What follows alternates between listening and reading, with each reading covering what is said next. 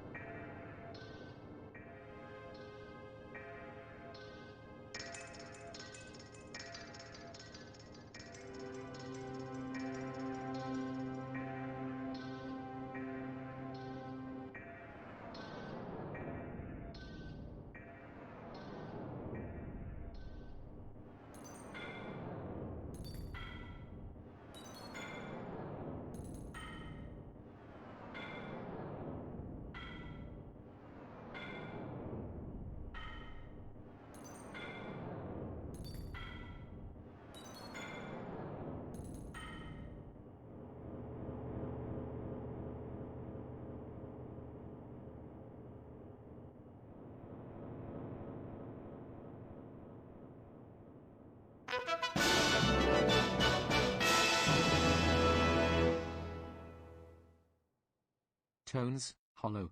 Pics, crossed. BB, fed. It's stream time.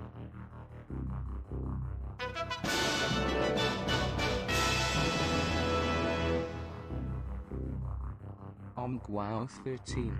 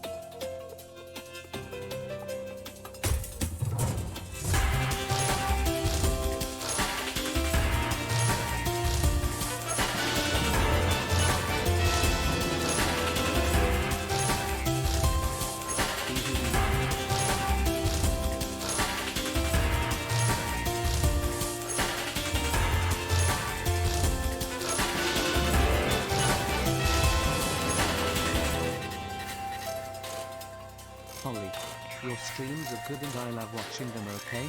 Wahoo yippee.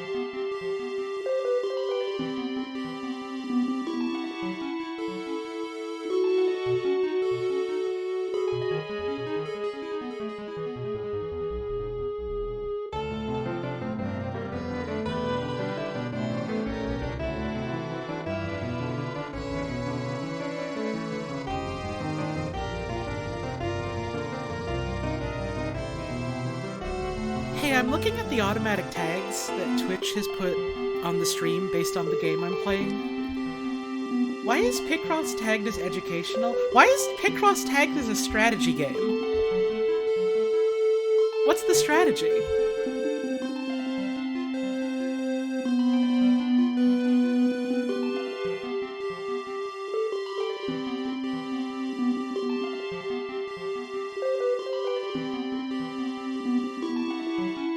That just don't make a lick of sense.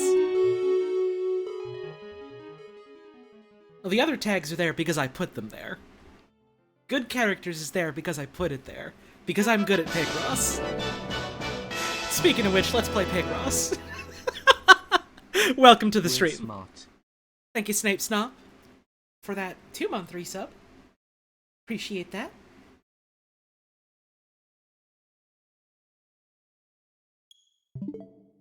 It's time.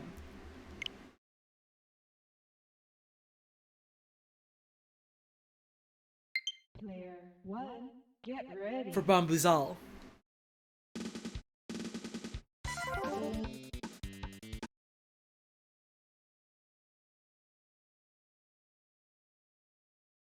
Fuck this game. We're playing Picross.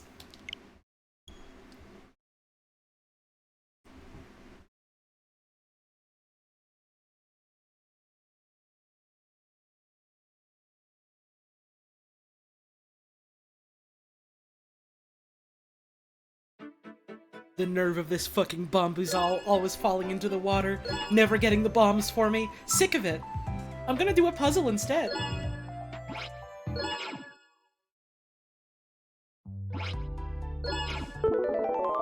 I just realized I'm almost done,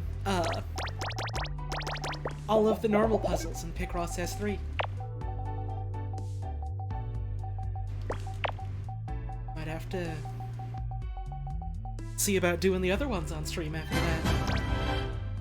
Oh shit, thank you for the $35 tip. Got a new job and for the first time I'm gonna be working as Kimmy instead of my dead name. Fuck yeah! Figured I would spread the love around a little. That, as they say in the business, is fucking awesome. And thank you for the very generous tip, I appreciate that. Thank you, Pixel Pedal 666 for the 2 months. I predict this one is going to be Cool Mouse. I suppose we'll see. That's a bold guess.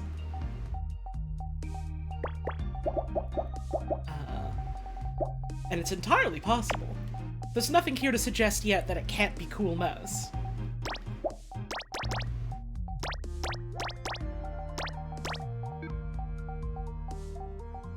I hope you're all doing well today. It is Saturday, February 19th, 2022, and I did actually get the year right today. Because I told myself to get it right. Today I remembered. There is a whole bunch more snow falling outside today. Of course, as I say that, I look outside and it's kind of lightened up a little bit. It's very, very windy out as well. So if you're going out, you gotta bundle up. You gotta get yourself a scarf and a hat and all that stuff.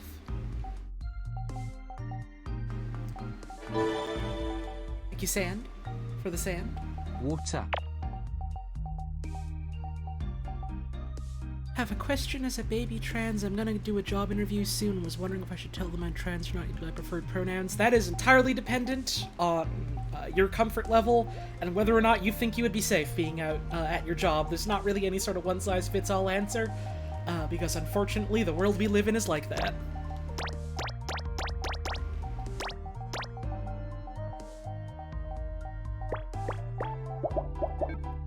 You know, you gotta do what you can to stay safe out there, I suppose is all I really have to say in that regard.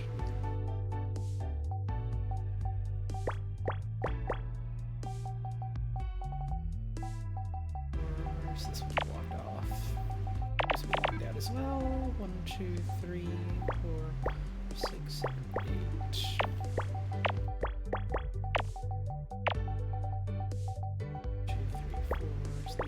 our 6.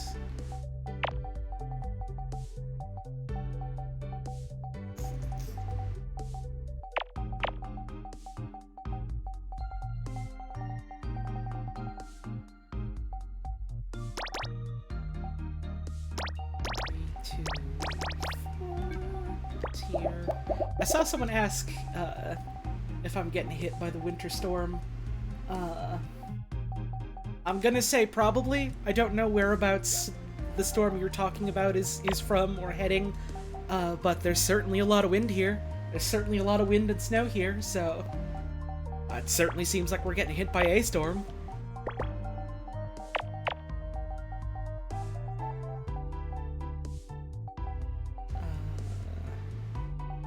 2, 3. So these have to be connected no matter what. This is crossed out. 2, 3, 4, 5. We can't have this here because that would connect to the 3 then. There we go.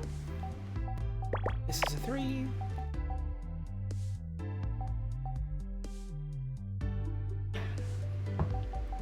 Got a warning for snow stuff over in New York. Oh jeez.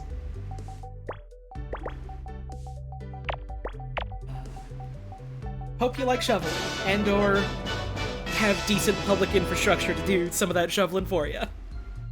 Woo. Thank you, Def Dude. That 2-month resub. Appreciate that.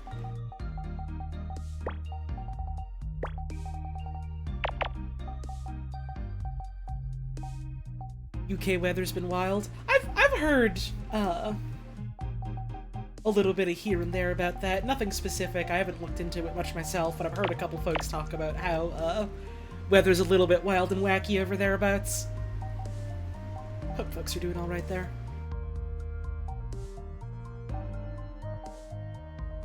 This has got to be locked off.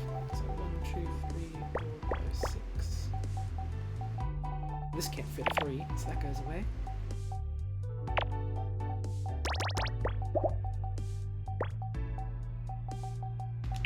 I'm not sure how long I'm going to be streaming for today, just because I got some other things I got to get to today. Probably at least 2 or 3 hours.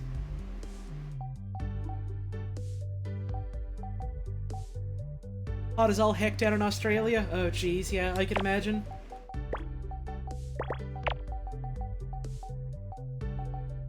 I've always wanted to visit Australia, but I feel like if I went there I would literally die from the heat. I think it would actually kill me.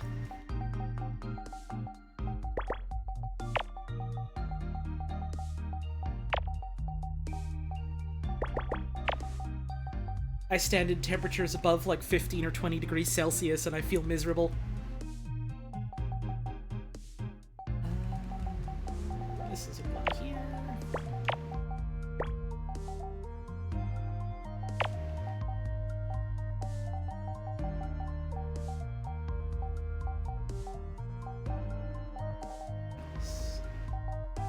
This could be the 1 or the 2. But if this is the 2, it can't go this way because there's no room for the 1, so this has to be crossed out. This is a 1. This is a 1. Our 2 would have to go here, which means this is a 1 and this is a 2. Which means this one would go here, we have 7 here, we get rid of this.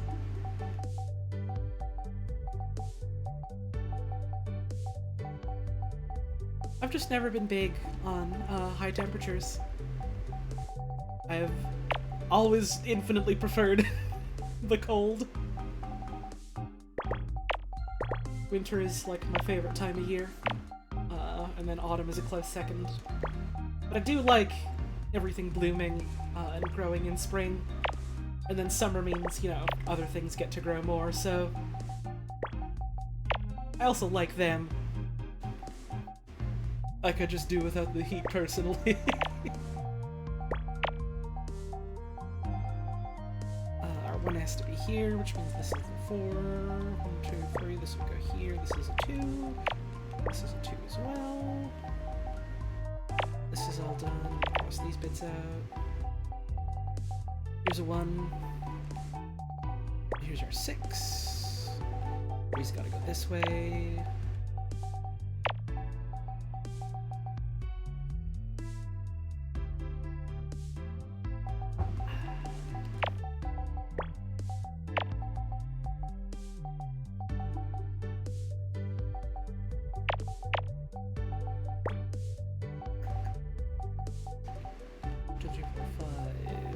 6. Go like that. So here's our 1 filled in. Here's a 1 down here. This is our 2. This would also have to be a 2 as well. Get rid of this. This goes here. This has to be the 1 at the end. This has to be the 2 at the end.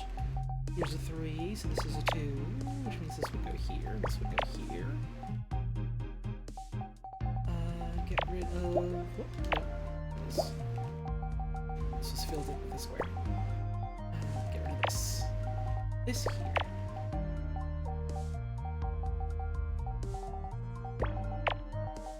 I feel like I've missed... Oh, you're talking about humidity. Okay, that's what you're talking about. Okay, well now I know the context, but even then, makes you feel like a frog in a bad way is a really, really goddamn good sentence. I'm gonna be thinking about that for a long time. Thank you, Noctigo, for that 10-month resub. Chat, I think it should be 70 F all the time, everywhere. Thoughts on this? I don't know what 70 Fahrenheit is. I don't know Fahrenheit. I'm gonna look that up really quick.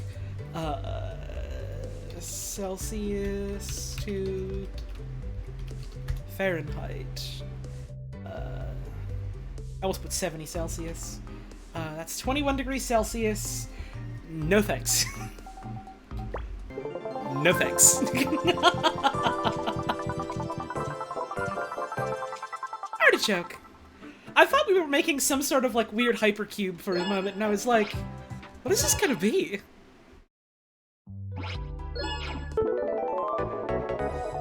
It was an artichoke.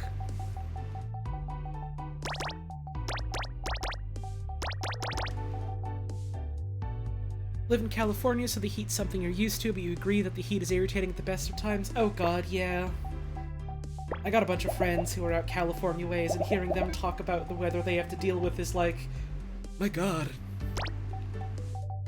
Maybe I am thankful that I just have to deal with, like, snow for a third to a quarter of the year instead of having to deal with that. Even then, we do get some hot sometimes, but never quite at that degree.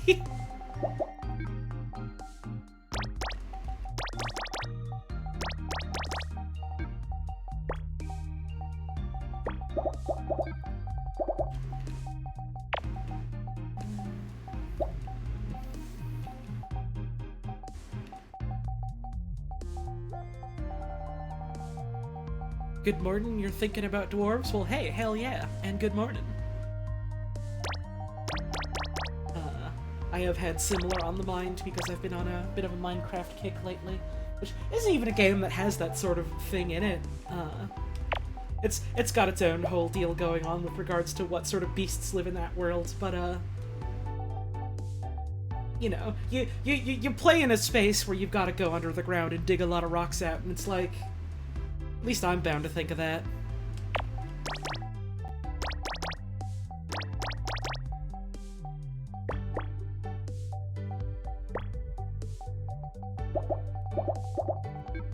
Very glad to see everyone in chat erupting into a hearty rockin' stone.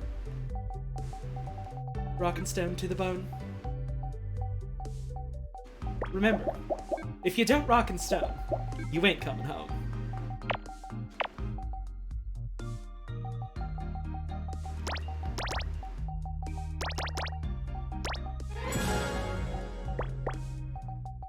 Hi Holly. Hi! Me and my cool friend Pixel Android are watching the stream. Hell you yeah. are big cool and we enjoy your content a lot.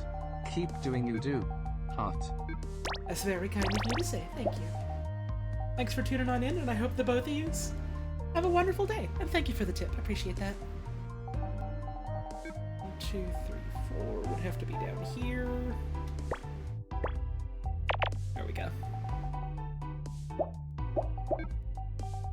I've been looking a little bit more into Minecraft mods and stuff. That DRG stream was super fun to watch. Yeah, Deep Rock Galactic is a hell of a time. I've been thinking of maybe like trying to rustle up from some friends sometime soon to, if not stream it, then at the very least just play it together.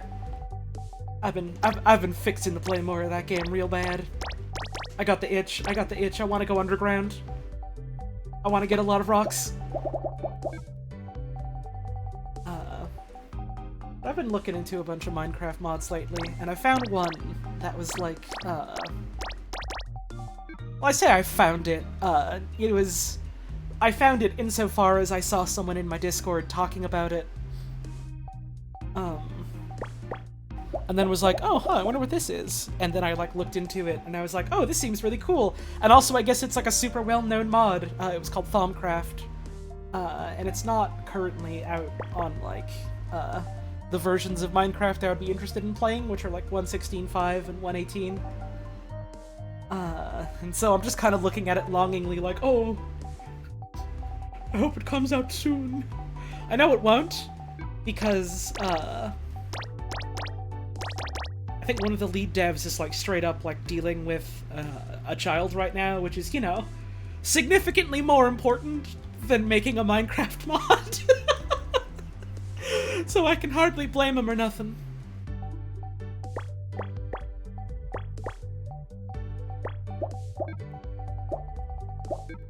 But I am still looking at it, and I'm just smiling serenely, thinking about getting to play with it someday.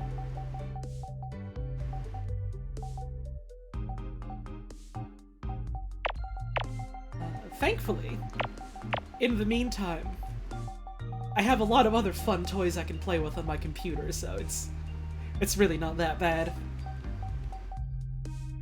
This would be crossed out, right? Crossed out.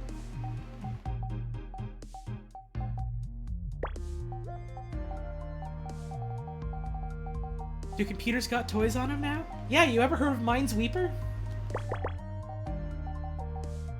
It's a toy about making landmines cry.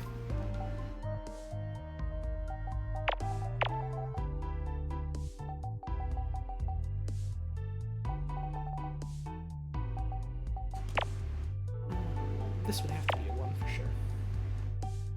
This is a 2, which means this is a 1. Thank you, Radioactive Tempest, for that 19-month resub. Holly Tones, bro. The bro. Thank you very much, I appreciate that. I don't know, I think Minecraft, for whatever reason in my brain, seems like an interesting place to sort of explore, like, a more alchemy-flavored type of magic deal. There's a lot of stuff like that in Britannia. Check off a lot of the, ooh, I'm interested in this type of boxes in my head. 2, 3, 4, space, 1, 2, 3, 4. Britannia's another really neat one. That I don't have a ton of experience with, but it's fun to fiddle with. 1, 2, 1, or 1. 1, 1, 1, 2. And this video here.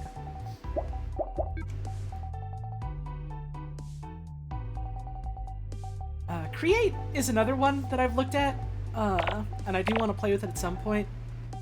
I think what I might do, I think of this and I think to myself, probably not anytime soon, but also, knowing me, it might actually end up being sometime soon-ish. What I might do is, like, install a couple mods, for 1.18, and then, like, do streams every now and then of me just, like, trying to figure stuff out. And also just trying to figure out, like, you know, baseline Minecraft stuff on top of that. Less because I don't know how to do it. I've been playing the game since, it originally launched as, like, a browser-only, creative-only thing. And more just because, like, I've never actually gone through and quote-unquote finished Minecraft.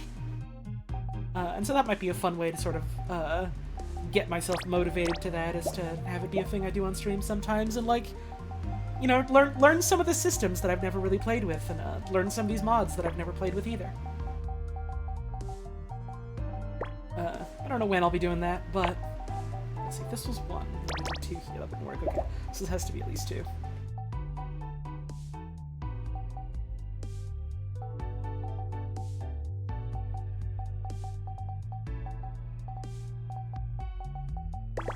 Yeah, I know there's a poem at the end of Minecraft, apparently, when you,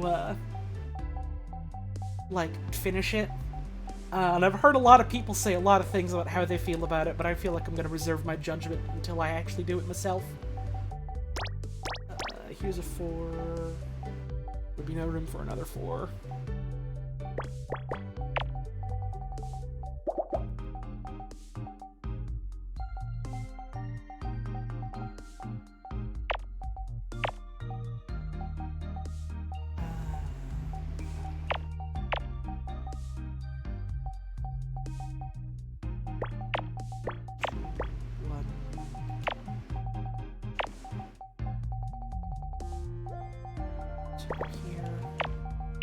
I don't really know what a ticket is, but I've heard that name floated around before.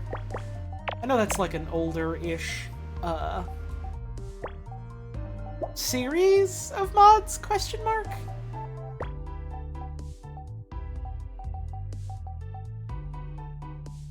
It's a mod pack, okay. From like a very, very long time ago, that much I remember. But I know like no specifics about it other than like a lot of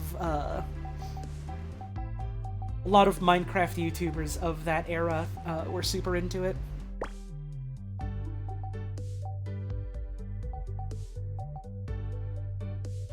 This would be a 2, this would be our 4. It's funny, I've been like,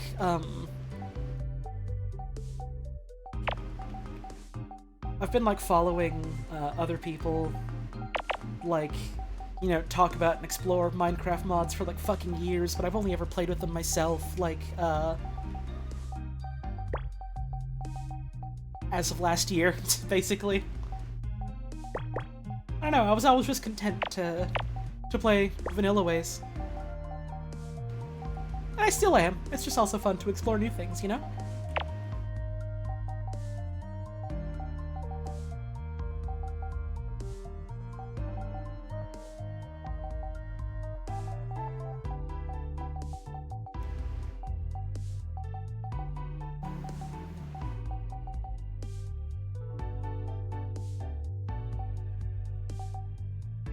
The mod where you use bees to make a nuclear reactor? What? Huh? The what? That's not what bees are for. Bees are for making honey. That's not right. That's called being Dr. Robotnik. There you go. That's what villains do.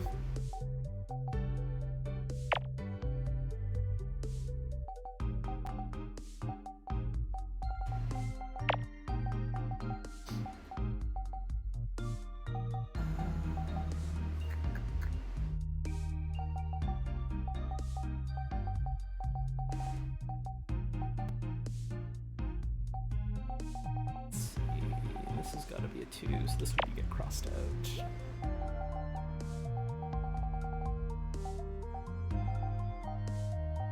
Alright, the 3 would be up here. So we get that.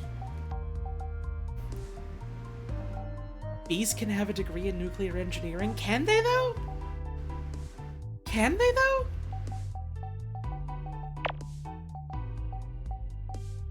Is that allowed? Can they?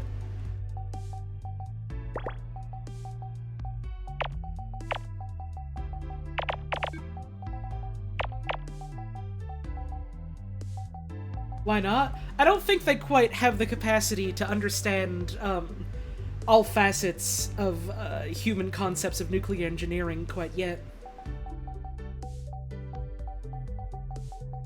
I mean, hell, maybe someday, but I don't think they can do it today.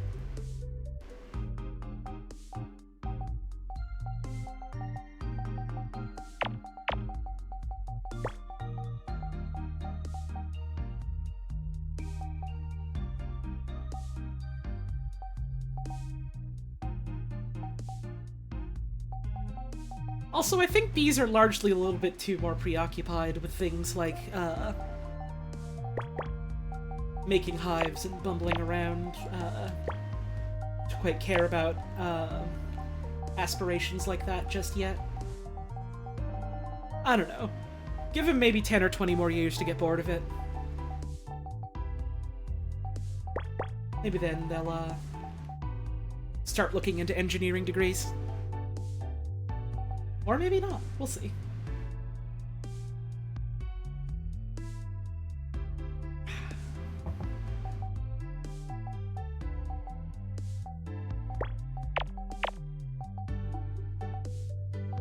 Did I see that Fangamer started selling the Bunger plush? Yes, I did. Specifically because I was like, oh man, kind of want to get that for my partner. And then I realized that she'd already gotten it for herself. It's a cute little guy. If it weren't for the fact that I already have, like, too many little plush guys as it is right now, and, I don't want to worry about the hassle of, like, having to transport them eventually when I move, I would probably get one for myself. It is just a little guy. And it is Hamburger.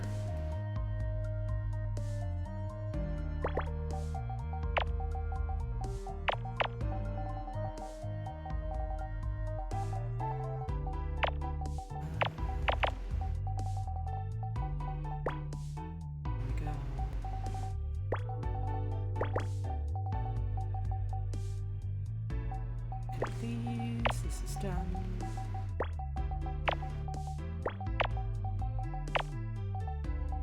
So we go here, which means this is R2, so we get rid of all these. This is all done as well.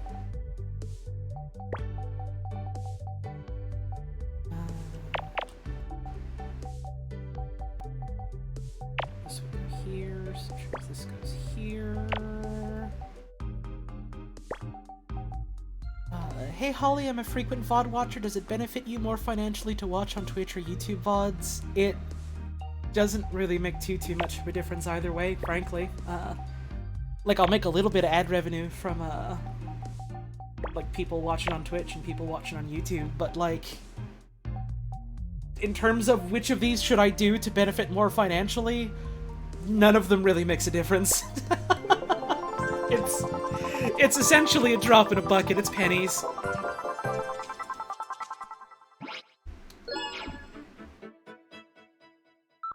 So you can just kind of do whatever. It's kangaroo, by the way.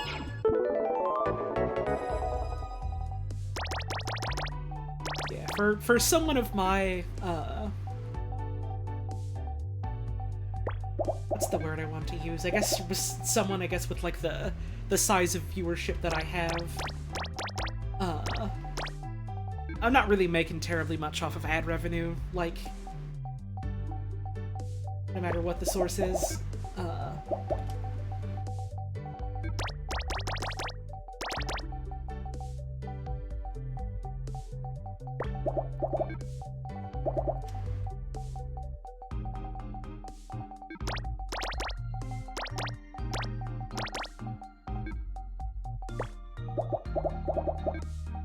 Plus, let's be real, everyone and their mother is out there using an ad blocker, myself included, so...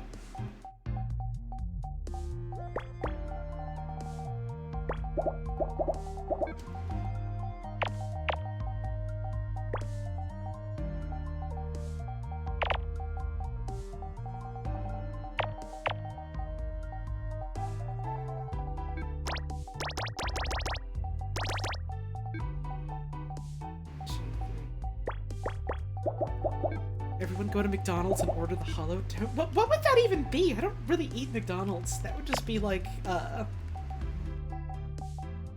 don't know, that'd be like a sausage and egg McMuffin. With, like, a hash brown on the side. That's what it would be. It would just be a normal thing you can already get. It's not exactly an interesting value proposition.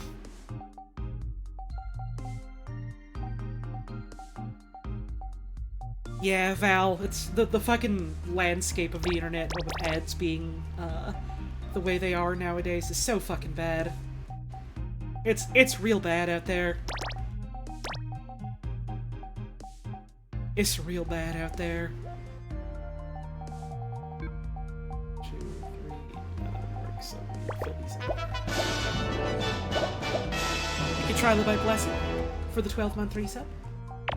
Holotone's meal is a new type of fucked up fish sandwich to represent true fishing gaming emo. Also type 12 months, wow. New type of fucked up fish sandwich? Is that allowed? Is that ethically okay? Thank you for the 12 months at tier 2. I do appreciate that.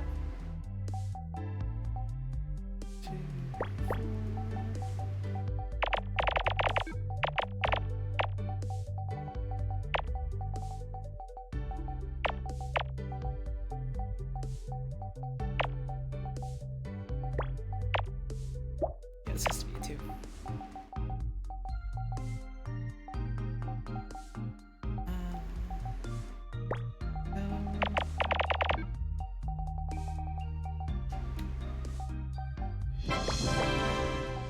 Oh, hey, thanks for the tip. I'd like to order a Holotones meal with one large fry, thanks. We don't serve that here. If you sorry, no refund, but if you come to my zone and you try to ordering it, you get a bucket of slop, you get 3 pictures of an owl, and you have to choose your favorite one and then give the other ones back.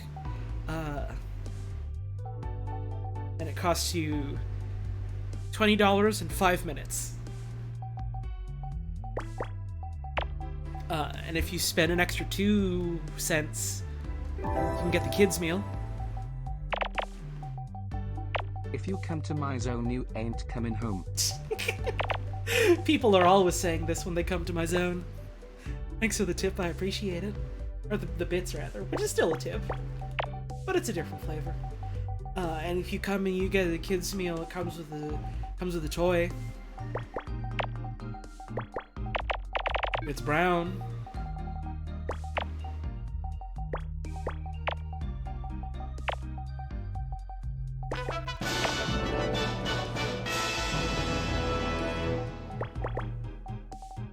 Huh? What's this? 11 months on this Picross Saturday? Oh, Why did yeah. the GTS say it like that? It was like, huh? What's this? That was great. Thank you, Plasmir, for that resub. Appreciate it. Hope you are doing well. This is our 6 already, right?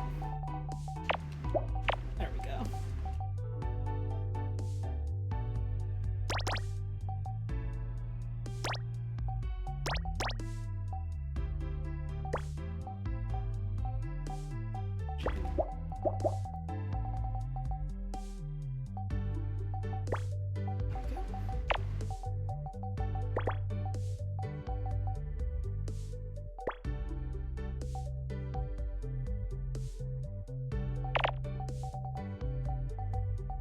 Maybe if you watch enough of these streams, you'll figure out how Picross works. I mean, I can just explain it to you. I'm gonna restart this puzzle so I can explain it.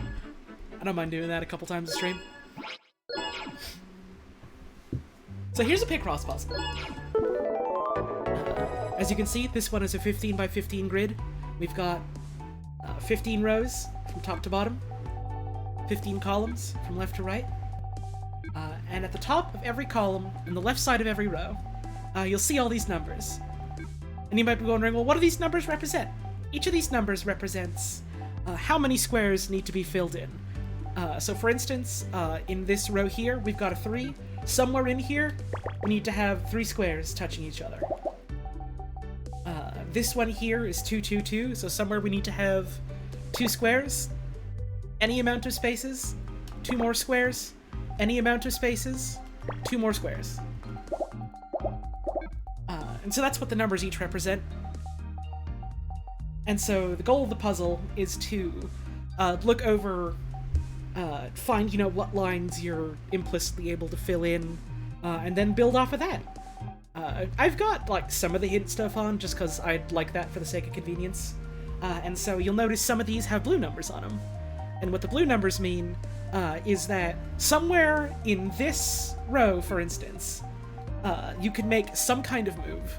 So you go, okay, well, what can I do here? Let's try, filling some in and see how things would map out. So let's say, for instance, we would just do, with the, smallest amount of spaces, with everything stuck to the leftmost side. 4, 2, 1, 1, 2, 3. And now what if we tried that same thing, smallest amount of spaces, but everything smushed on over to the right. And I'll put it on this lower row here just to sort of make it easier to visualize. 3, 1, 2, 4. And as you can see here, this chunk of 3 and this chunk of 3, there's this bit overlapping here, so this has to be filled in. Nothing on these ones overlap, nothing on these 2s overlap, and for this little section of 4, this bit here is overlapping. And so these, no matter what orientation you have your squares in for this row, these 3 squares that I have filled in, they have to be filled in. And so now we can look at this column here from up to down. We've got this 1 here, and in this column we have 1 and 1, which means this one for sure has to have spaces around it, because nothing else can be touching it. And then we have this column here as well.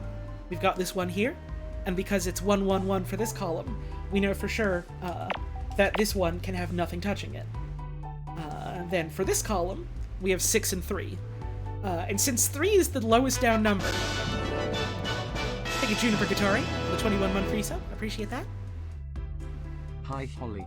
I hope you are having a wonderful day. Less than 3. It's pretty good so far, thank you. Thank you for the resub, I really appreciate that. 21 months, my goodness, thanks for sticking around. And so we've got this 6 and 3 in this column here. And so we know the 3 is has to be the last chunk of connected squares. And so that could, for instance, be like 1, 2, 3, or it could be 1, 2, 3.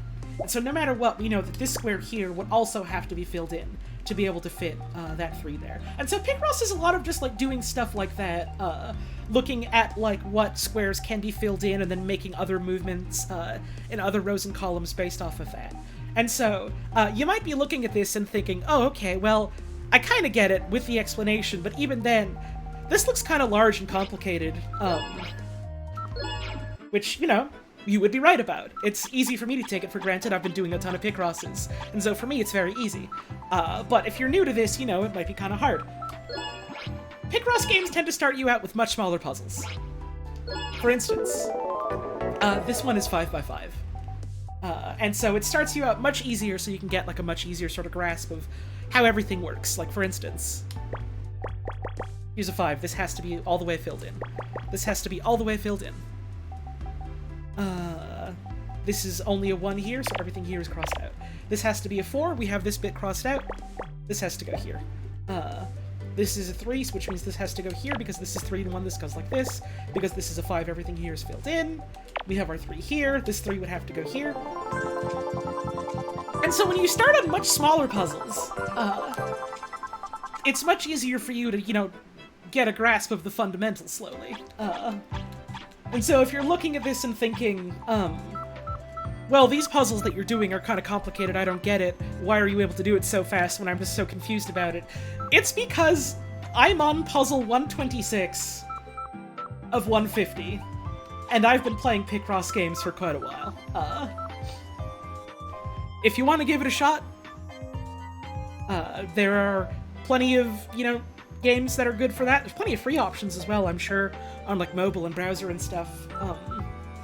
If you're looking for a paid option specifically, the Picross S games on the Switch are good. There's also Murder by Numbers. Murder by Numbers I especially recommend because it's got like a really fun story attached to it, and it has straight up one of the best ever Picross tutorials I've ever played.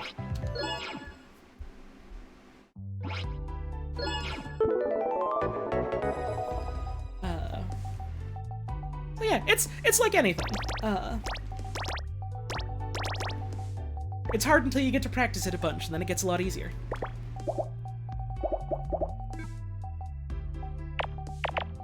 But I hope at least some of that explanation made some sense, and you have a better understanding of what Picross is.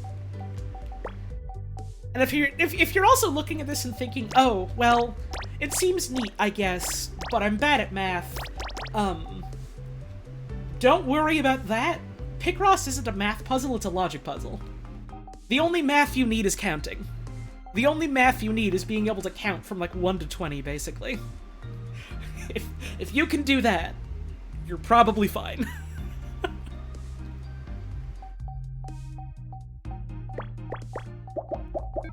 It is not about any sort of mathematical equations, it is about pattern recognition.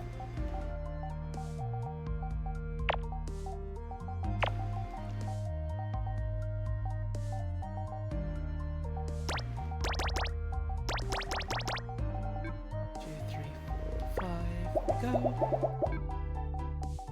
So 1, 2, 3, 1, 2, 3, 4, 5, 6. Humans do love patterns. That's why we invented logic puzzles. Because we love looking for patterns in the world, so we made new patterns for ourselves to find.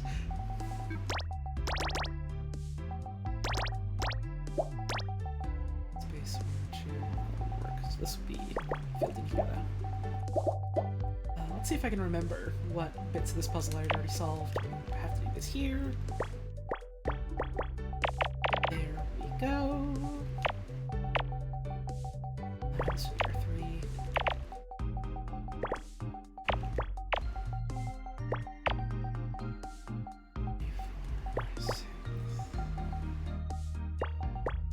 Just got word from the boys down in the lab. All kinds of fucked up new patterns just showed up. Real exciting stuff to be in the forefront of science like this. So I have to go here.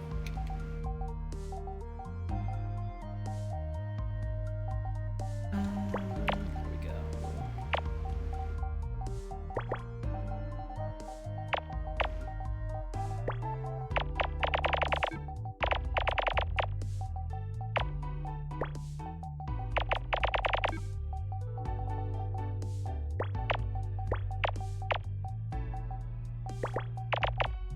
The most fucked up patterns from outer space? That's a very funny way of describing solar flares.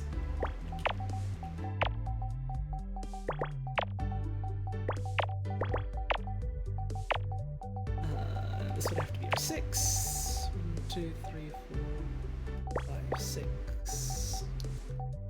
Hang on a sec, I need a drink of water.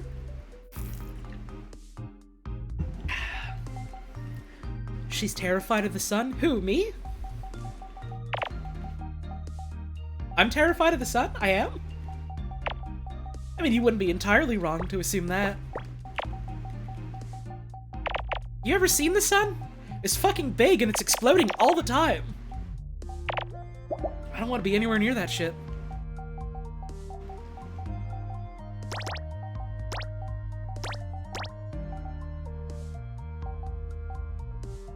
Are there any 20 by 20 puzzles in Murder by Numbers? I don't remember offhand. But I'm pretty sure, like... I think they do at least 15 by 20 at some point. Like, right at the end, they do get a little bigger like that.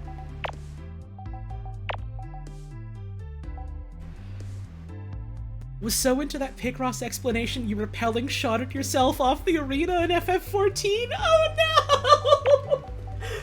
I can't believe I have the distinct honor of saying that my stream has caused at least one person to wipe in an FF14 encounter. It is an honor to kill you.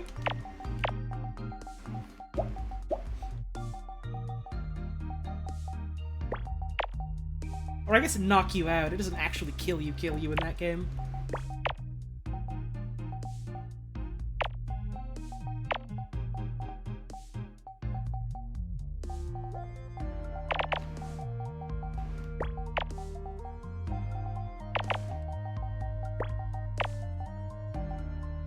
Here's another 2.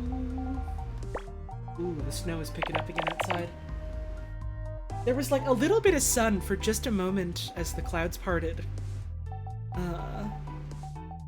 And now it's fully gotten covered up again with wind and snow and clouds. Don't want to be off topic, but you're very excited for the new FF14 updates.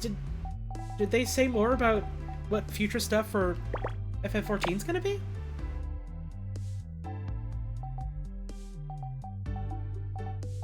Hello, Butler Kitty. Good morning. Or maybe not morning, but good wake up, I suppose.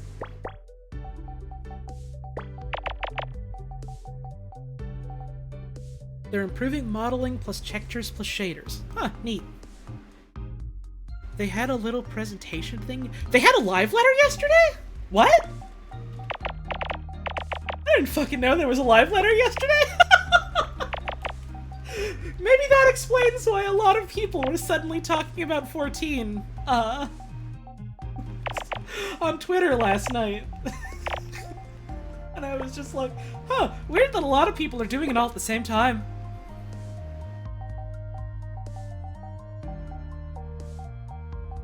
I was streaming during it? Ah, that'll do it. That'll do it.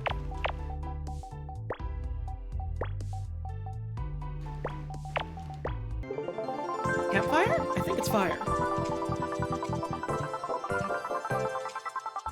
Yippee!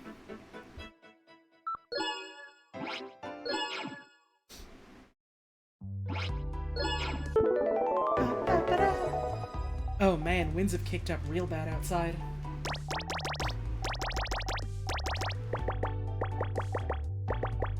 I hope it doesn't knock my power out. Fingers crossed.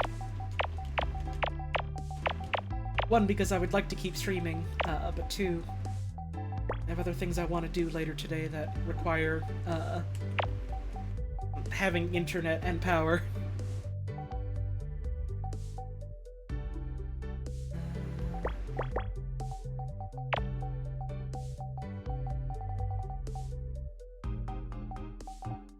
Hey, Acid Hydra, enjoy your new skull. I always forget that there is just a straight-up F-Zero racer just called the Skull or something like that. Man, F-Zero is fun. I've been having a hankering to play an F-Zero sometime recently. Or at least something like an F-Zero.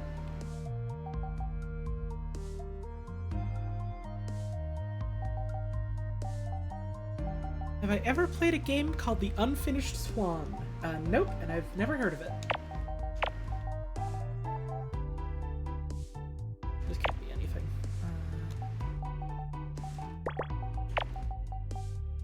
Beat the story mode yesterday? Hell yeah! I don't think I ever did any of the story mode stuff for F-Zero GX, because I never actually owned it. I just, like, played it sometimes when I went over to friends' houses.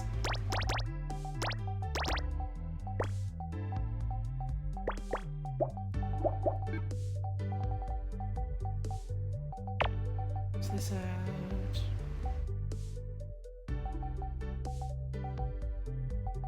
Isn't there a racer who's a dinosaur because he believes that's the apex of mankind and turned himself into a dinosaur with science? I don't remember, but that sounds like something that would be an F-Zero, so... I wouldn't doubt that you're right about that.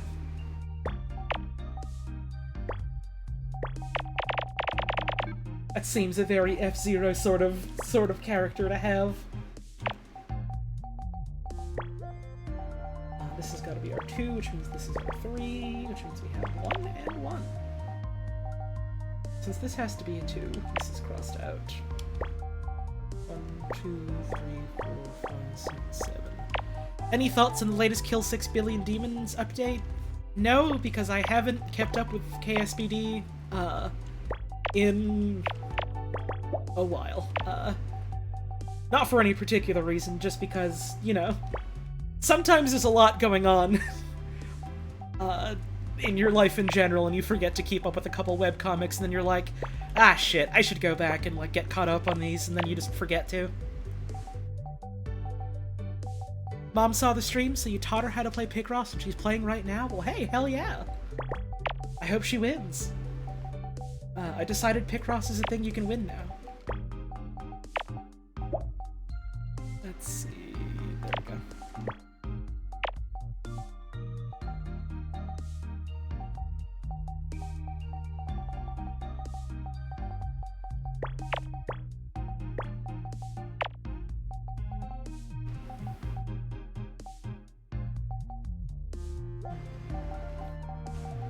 This would have to go here.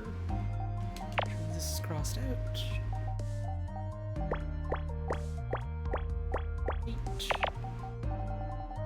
Here's that as well. Here's our 4. Here's a 3 all done.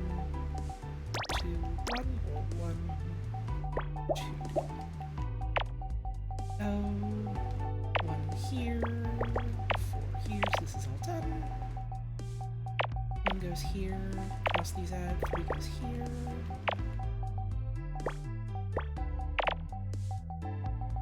2 and 1. Here's a 1. Here's a 1. Here's this. What else can we do? This bit's all done here. Apologies for not looking at the chat very much at the moment. I'm a little in the groove, I suppose. Let's see. This would have to be crossed out. Would have to be crossed out. This would have to go here, which means this would go here. And we have this all done. This would go here. There we go. This is all done as well. What do you think this one's gonna be? I can't really tell. I can't really tell yet what this one is supposed to be.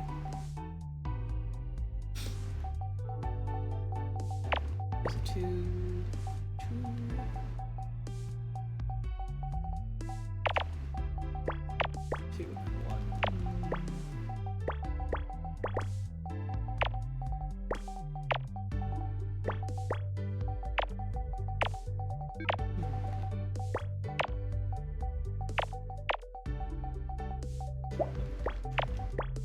What are you? What is this? Kitty! It didn't really look like a cat until it was finished. Not to me, at least.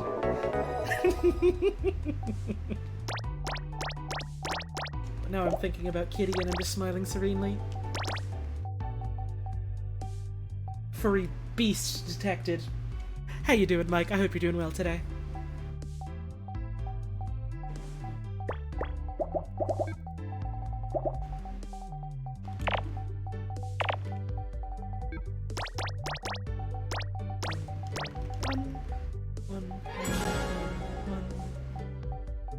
Bitty. Thank you, Spaghetti Club, for the tip and message of committee. Appreciate that.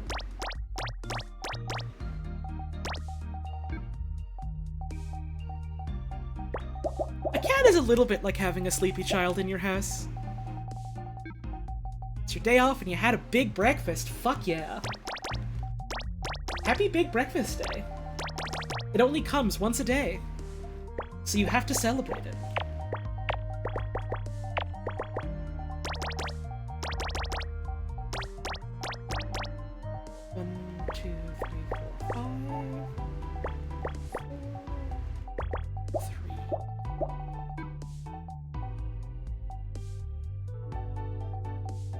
Yeah, it just started getting real windy over here again as well, Zoe.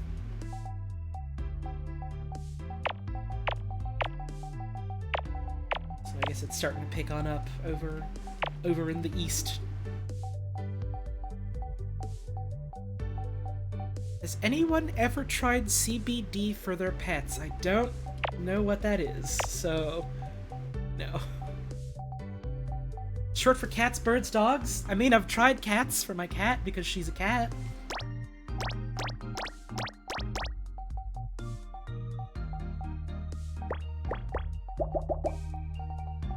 Is that anything? Is that helpful?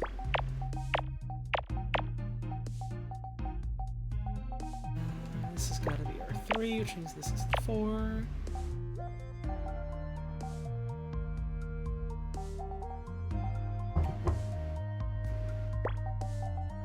Here's a 1, here's a 3, 2 goes here, 4 goes here, here's a 2, this would go here.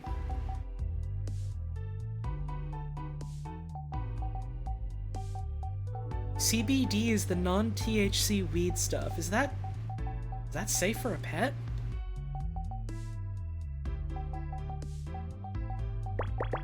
I know literally nothing about this, and my like initial reaction is like, what? Why would you want that or need that? That sounds like something you would probably want to talk to a vet about. Yeah.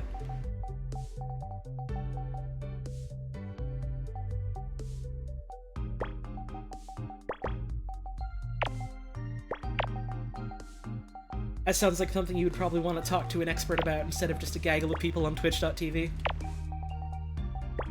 I don't know shit about that.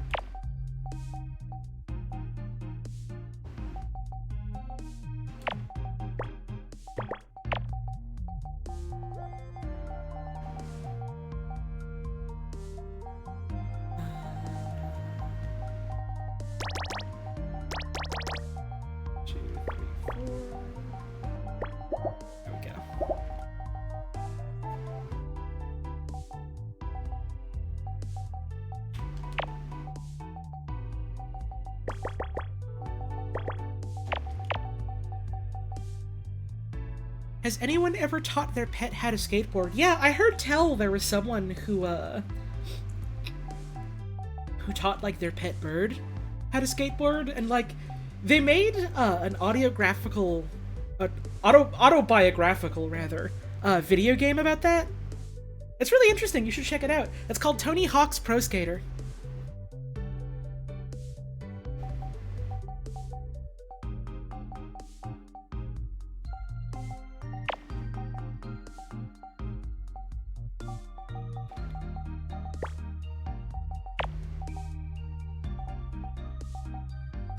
Hi, I'm Tony. This is my hawk. He's a pro skater.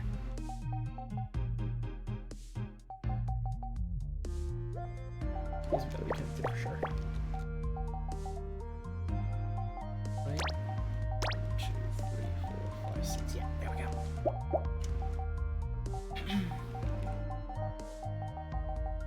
Because these are linked up. This would have to go here.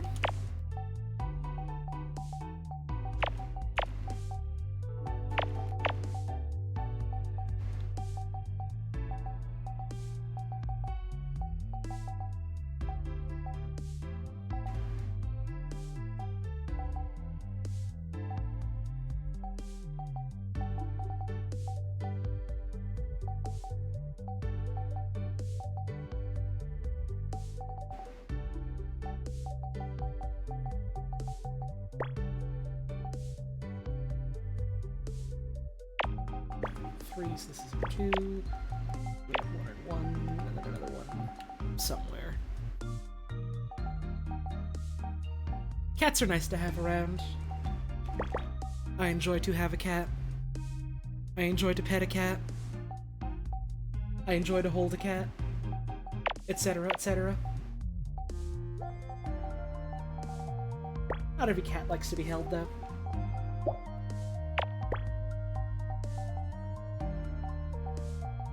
What is my favorite Pokemon? I have too many that I enjoy to pick one single favorite. There's a lot of fun designs in Pokemon. Good luck in the Walmart, 9-star. Don't get attacked by the invisible Walmart ghouls, okay? Whatever you do.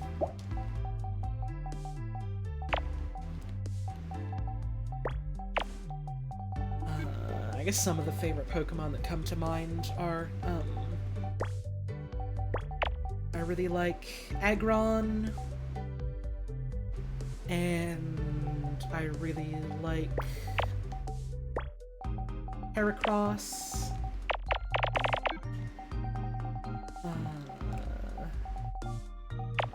I haven't really thought about Pokemon in a good little while, so I'm kind of having trouble remembering the names of all the little guys I liked. But there's lots of nice guys out there. There's lots of fun little guys in the Pokemon world.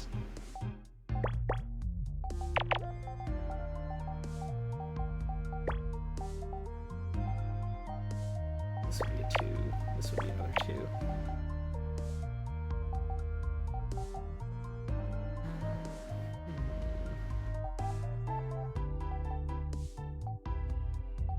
Hey, thanks for hanging out, Transgold Trish. I hope you have a wonderful rest of your day. Or at the very least, I hope you have a decent time at work.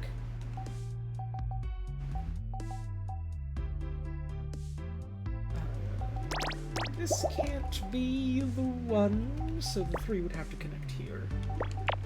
Let me go there.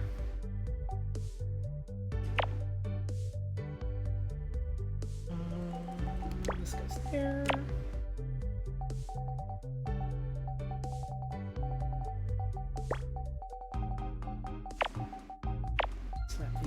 here.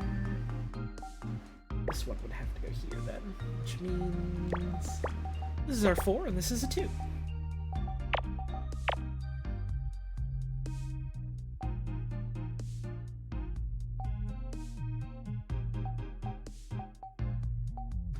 Vaporeon is just like a funny water kitty, isn't it?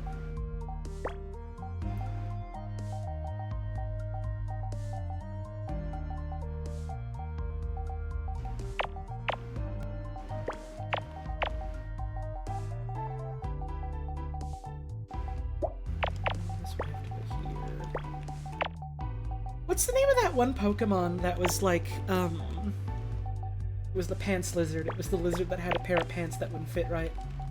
I like that guy. That's a fun guy. Scraggy. Thank you. I like his pants.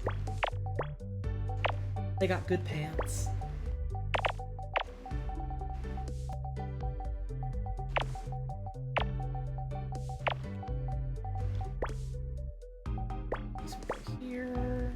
This one would go here. What is this? What have we built? Chess. Okay. Sure. If you say so. I mean, if you insist. I know this one. It's my friend Chess from video.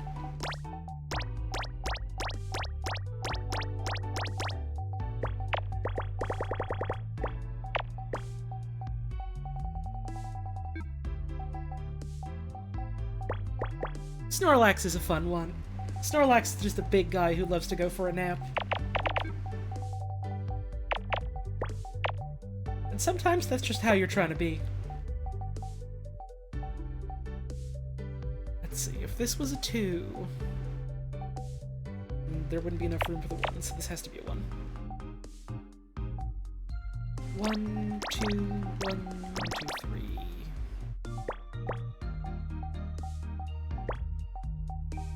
There should be a Mega... Wasn't there, like, something kind of like a Mega Snorlax? Or, like... I have long since given up on trying to keep track of all the different alternate forms that the games keep introducing.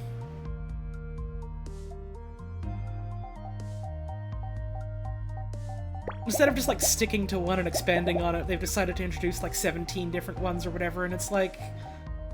Okay, that's a design decision, I guess.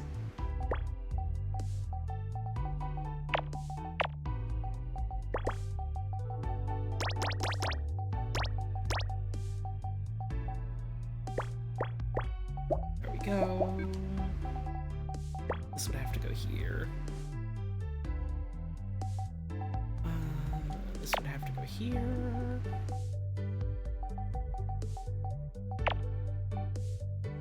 This would be blocked off.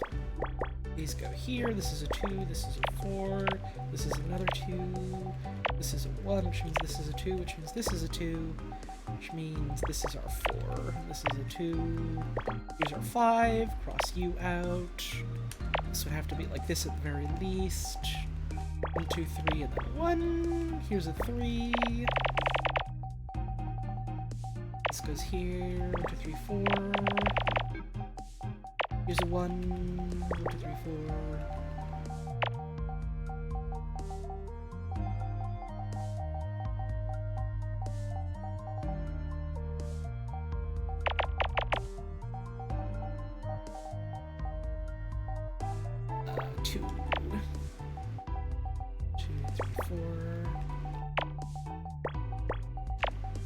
All done.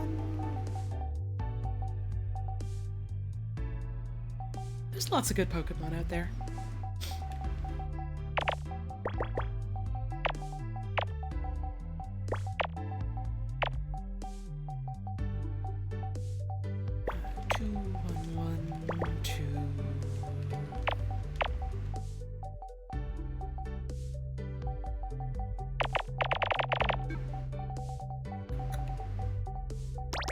Have to go here.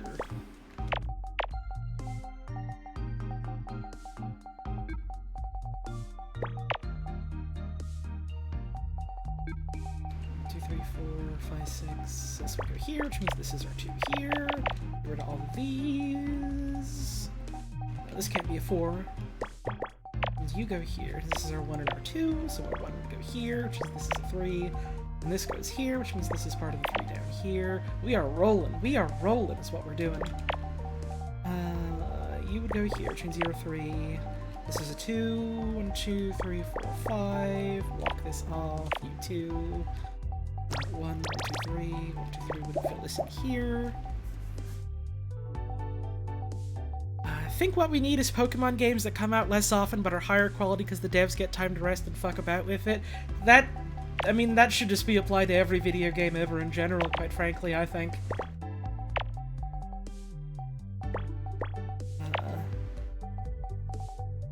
I guess that's what I heard people talking about from the live letter last night. Somehow I absorbed that there was new FF14 information, but not that there was a live letter. Which is kind of funny in retrospect. Anyways, there was mention of like, for like this new set of patch cycles for Endwalker, we're gonna take like, I don't know, they said it was like,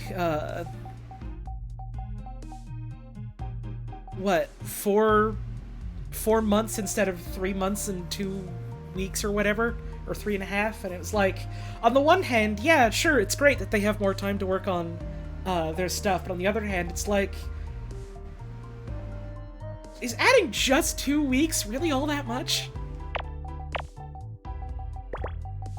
Could it not have been more?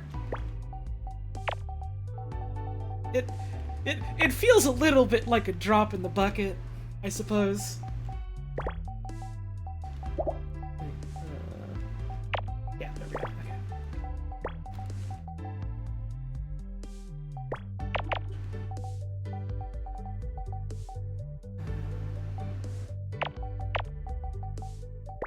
Goes here. You go here. You go here, which means you go here. This is all done. This goes here. You go. What is this? Bowl of something? It's a bowl of ice creams.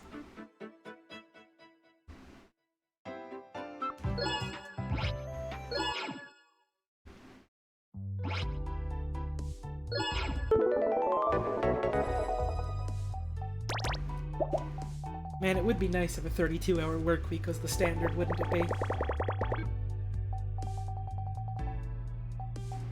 What do y'all think about them making the game more single-player friendly as far as trust and stuff? I think nothing of it because I didn't hear anything about that. So I have no idea what the details are, so I have no opinion.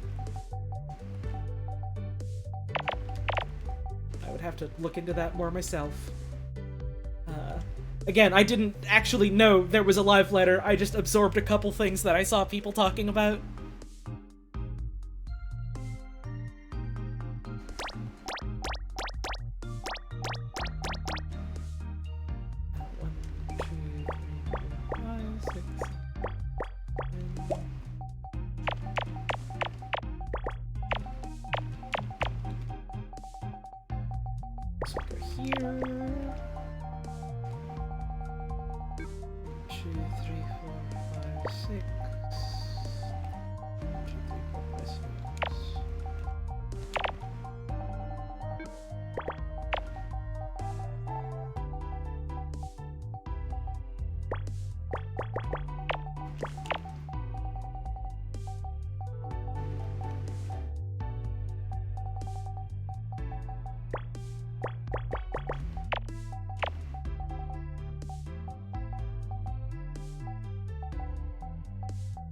Man, I feel kinda... I don't know if bad is the right way to describe the way I feel about this particular thing, but I keep seeing people be like, oh man, the new Pokemon game is like really good, it's really great, it's a lot of fun, and I'm like, oh yeah, that's wonderful. That's awesome, love to hear it. And then people keep going like, yeah, you should check it out, you should play it, and I'm just like... No. I don't really have any interest in ever playing a Pokemon game again, I think.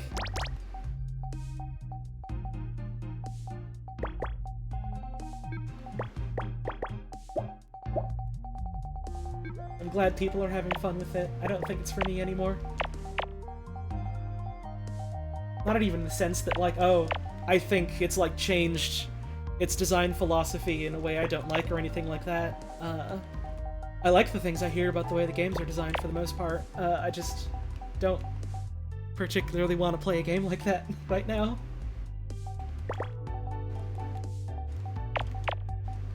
I will simply live vicariously through my friends having a good time instead.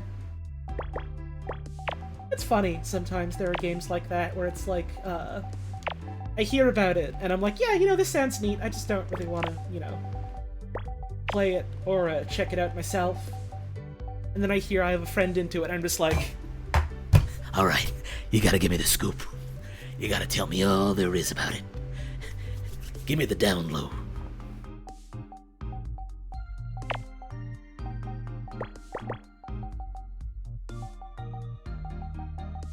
It's fun to hear about friends going through stuff and seeing it through their eyes. I guess as part of it, at least.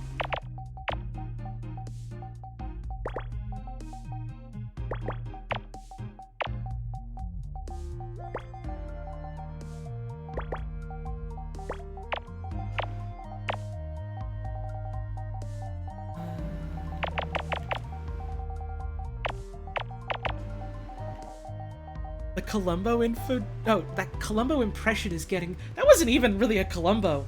Yeah, Colombo is more like this. He's got more of a different accent to him. And there's some gravel in the voice, yeah, but I feel like I'm putting on a bit too much here.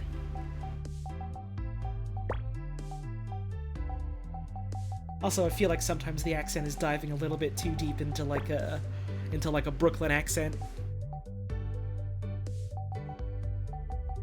It isn't quite what Colombo's got going on. But it's a fun accent to do, is the problem.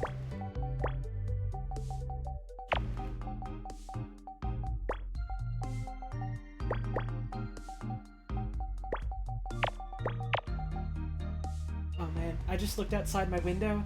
I can, like, barely see, the house right in back of mine.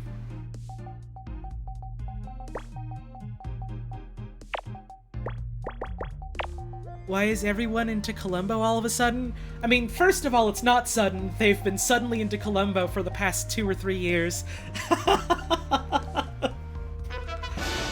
And it's largely just because, like, some folks were talking about it on Twitter and it just kind of spread organically that way. Quick geology lesson, Thermia. Quick geology lesson, Thermia fractures are what you get, etc., etc. Thank you for the resub, I appreciate it. I wish I knew that whole fucking Thermia fractures thing by heart, and then I would just say it on a dime. God, I love Utico. Shouts out to Utico. Gotta be one of my favorite video game NPCs. I guess I could say that about anyone in Fortuna.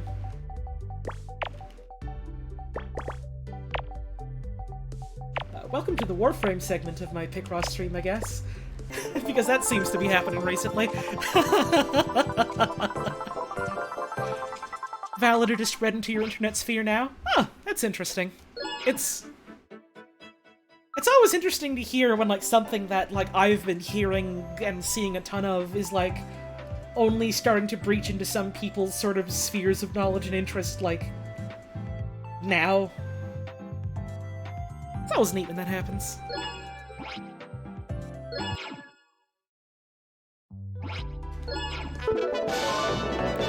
Thank you, Lunacria, for that 4-month resub. Holly Tones bonus BB. Enjoy your bonus BB. Well, thank you for the 4 months, I appreciate that.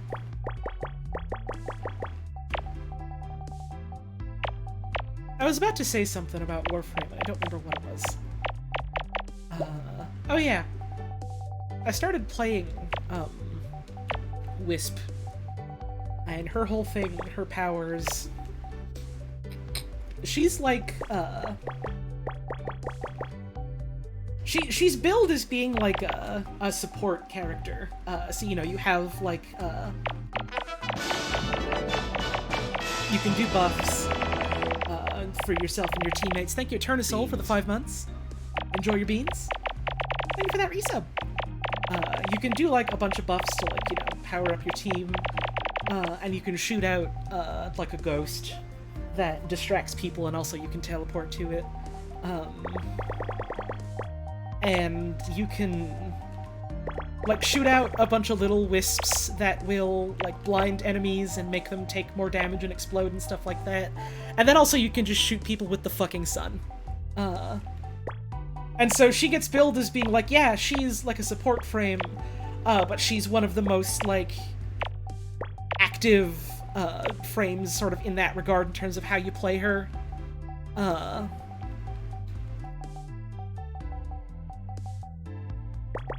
Sort of thing. And so I started leveling her up because I finally built her the other day, and, extremely fun. I normally find I gravitate towards, like, support sort of characters, in games like this, and Wisp feels really, really good to play, because it's not just like, oh, okay, yeah, you're the heal bot, you're just around to, like, heal your teammates and throw a buff on people. That was fucking fast, jeez. Okay, you are extremely good at also making everything around you blow the fuck up. I love my pewter. All my friends are inside it.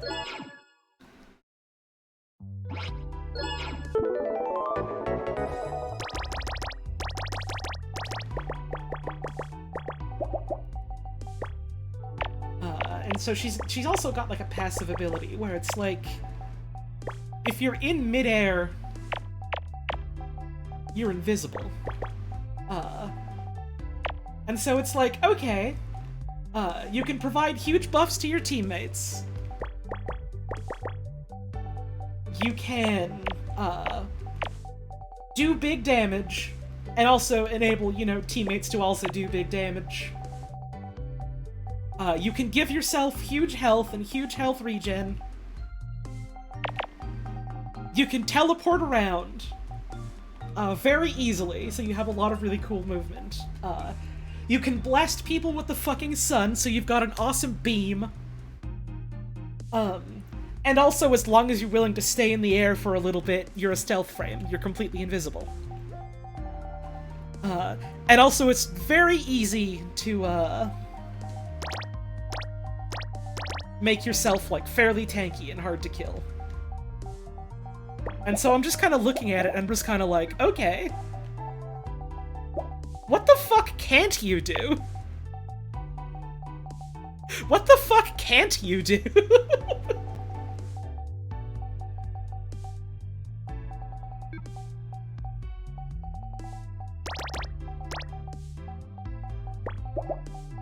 Also, she's very cute, and she has a fun design. And I like that as well.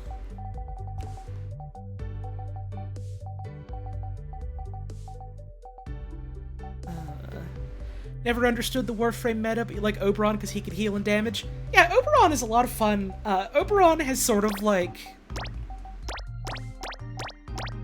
It's less that he's fallen to the wayside, and more that, like...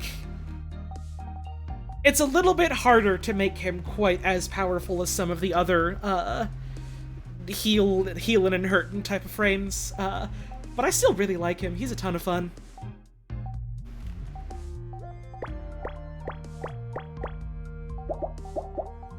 Oberon is a fun goat man, and he does blasts.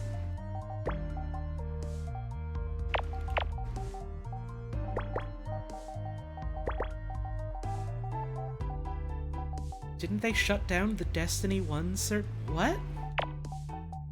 One, I don't know what that has to do with anything, but two, no. They didn't. People still play Destiny 1.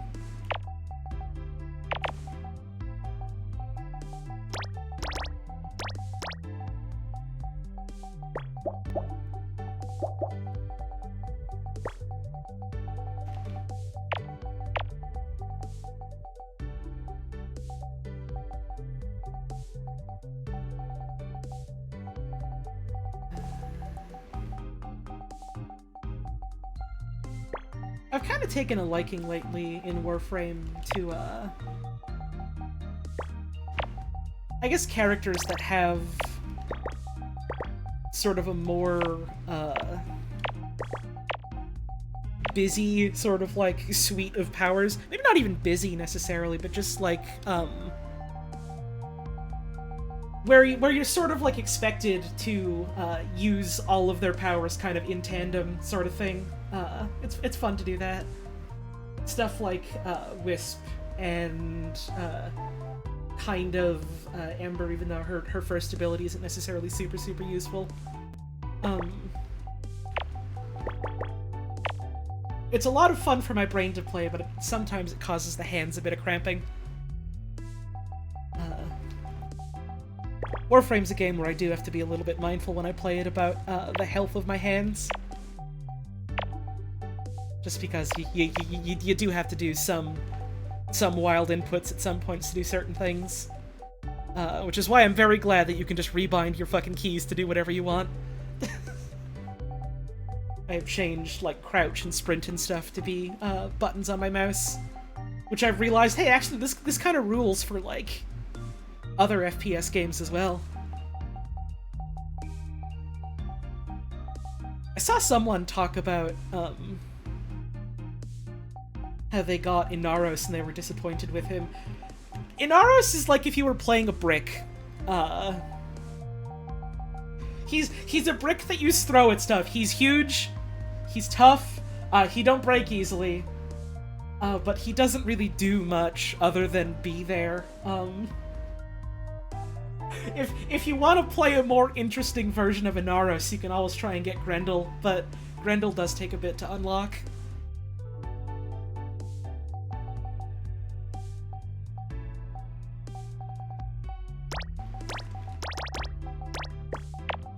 Grendel is also like Inaros in that he is large and difficult to kill, but he also has abilities like swallow a bunch of dudes like a Kirby, and then spit out dudes like a Kirby to hurt people, or do a sumo stomp while you swallow dudes to heal yourself and give your teammates different buffs, or turn yourself into a ball to roll around.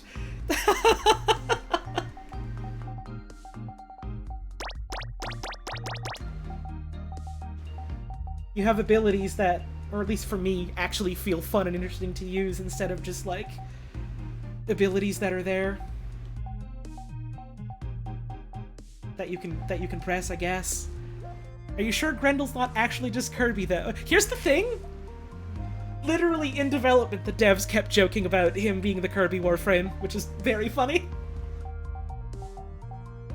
Yeah, I saw some folks talking about, you know, Destiny 2 and Warframe being sort of similar in that they're, like, solid, shooter games with, like, you know, neat worlds and mechanics and stuff to explore, and then there's just, like, some grind, attached to it. And that's kind of why, I can only ever really, like, I don't think stomach is the right word for it. I can only ever really dedicate, like, my brain to playing, like, one kind of game like that at a time. And I feel like generally I find a type of grind you do in Warframe more fun to me than the type that you do in Destiny 2.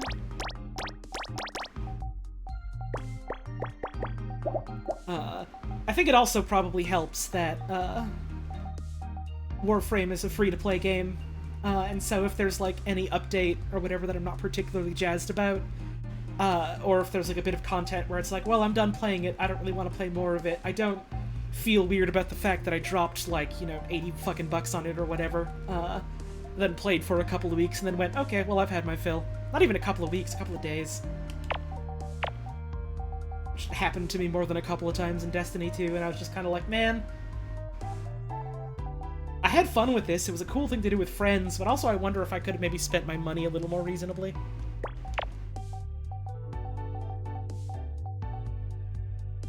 I always just kind of felt a little weird about, the price point of,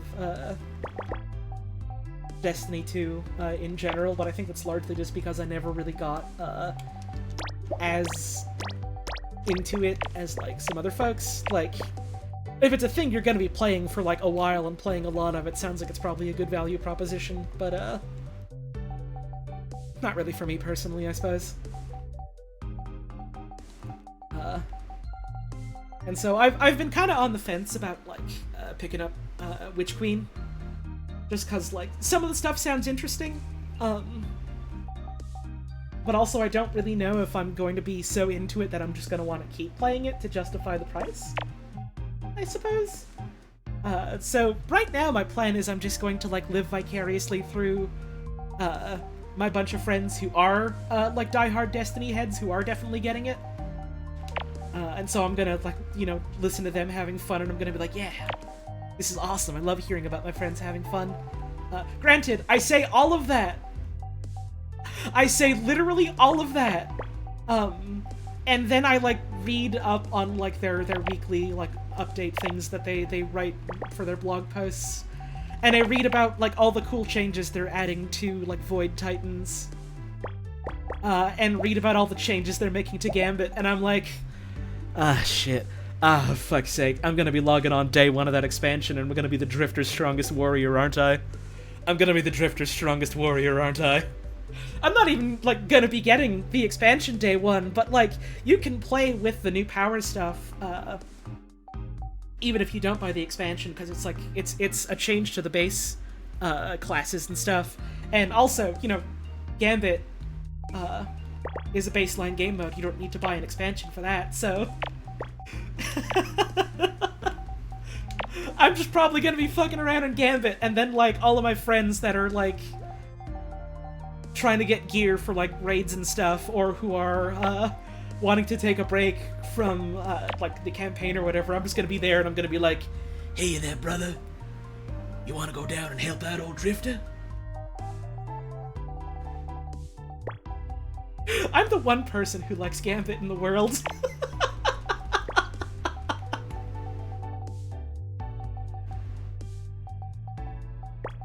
I do like the sounds of the change that they talked about, though. Sounds like a freshening up that a lot of other folks really wanted from the game mode. And I look at them and I think, yeah, these do sound like good changes.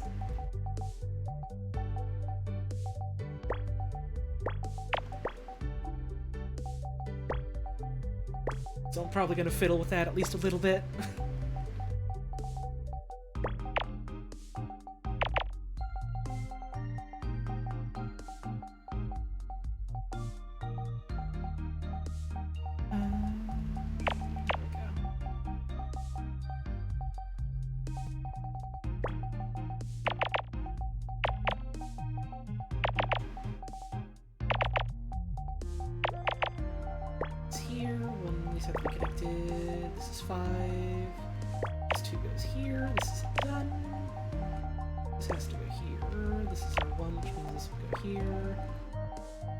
Here's this 3, so this one will go here. This one will go here. This will go here. This goes here, and we put you here. What is this?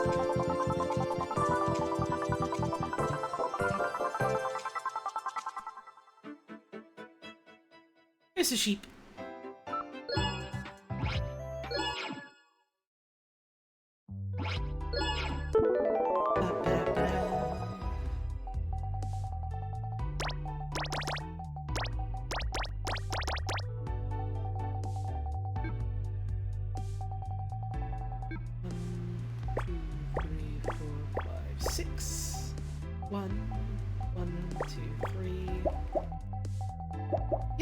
Some of the puzzles are like... Some of them are like you put it together and you can tell what the shape is meant to be, and then some of them are just like you're going through it and you're like, man, I'm gonna have no idea what this is until they turn the colors on. Which is kind of goofy, but like... I don't know, I'm kind of into it as well. It could be anything you uncover.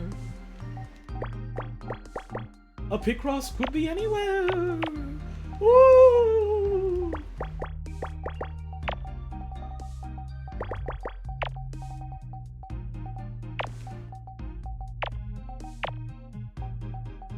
This has got to be these.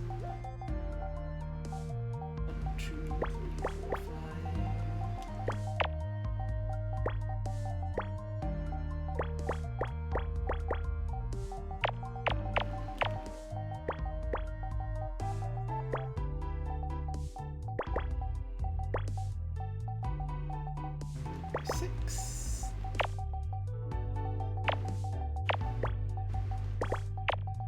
also maybe part of why,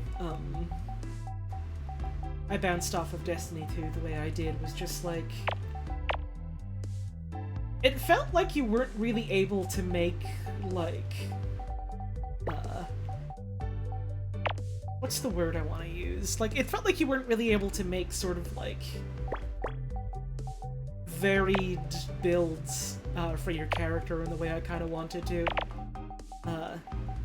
It felt like it was largely just like, okay, well, here's what you do for your build, is, you know, you choose, your power type, and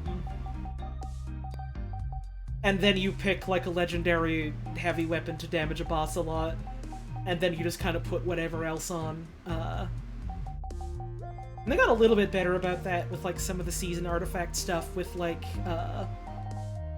mods that would, like, power up certain types of weapons and things like that, and that, like, helped it a little bit in that regard. But even then, it never quite felt like what I really wanted to get out of it in that regard.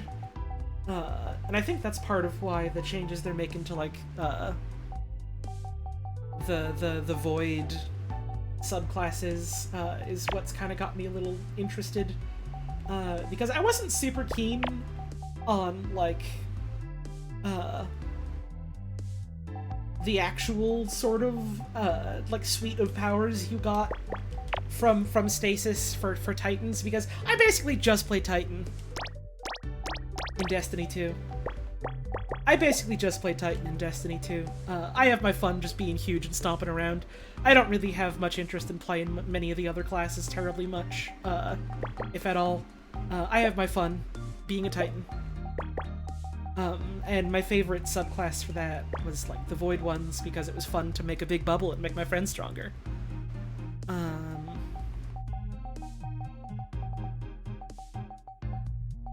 But it did just kind of always feel like, okay, well, if you want to play like that, here's, like, the one thing you do, or here's, like, the two things you can pick from, but one of them is, like, significantly less effective unless you're playing content where nothing really matters. And so it was just kind of like, well, you know, this is fun for a while, but eventually I've kind of had my fill of it, and I wish things were a little different. And so it's interesting to see sort of the system that they had built for, like, for the stasis powers, and they go like, yeah, actually this is a really cool system. Let's just, like, throw this stuff on for, all the other, like, different class types. And that's got me interested.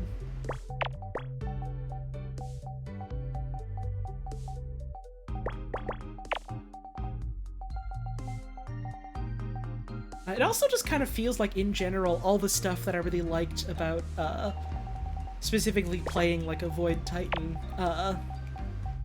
it all feels a lot more interesting and meaningful with, like, some of the changes they've talked about. Like, I don't know, I liked the fantasy of, like, having a big overshield on and, like, getting stuck in right in the fray and, you know, like, getting souped up while I have that and trying to chain that and keep that up and stuff like that. And then in practice it was kind of like, oh, okay, well, you need to punch someone out to get your big overshield, and your melee is just kind of piddly because you're just kind of punching something and it doesn't have any sort of additional strength power aside from that. And then by the time you've finally gotten someone low enough where they'd be in punching range, either you do it and then your overshield just kind of lasts for 1 or 2 seconds, or someone else on your team snags your kill because, you know, it's a game about killing things as fast as possible. Why wouldn't they do that? Thank you, Dana Kirby, for that 16-month resub. Hope you're doing well today. And so I was just kind of sad about it never being feeling quite as impactful as I really wanted it to. And then I was, like, reading over, like, a bunch of the changes they made, and it was like, okay,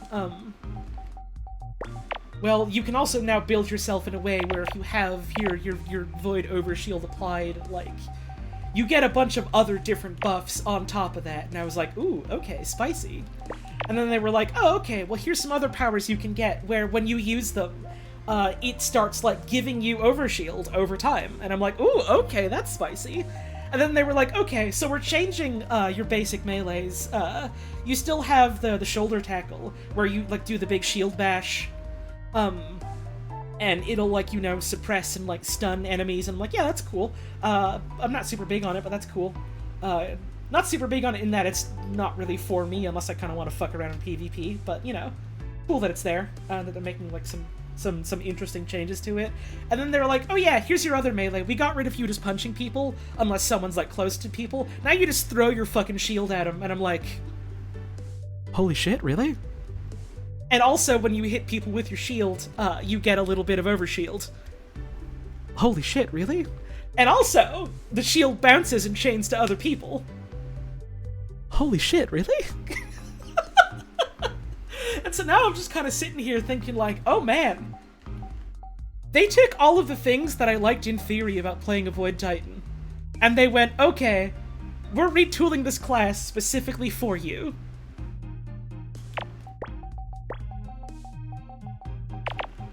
And I'm just kind of sitting here like, well, goddamn. I sure am glad that this is just like a free content update, because otherwise I would probably make an irresponsible financial decision just to check that out.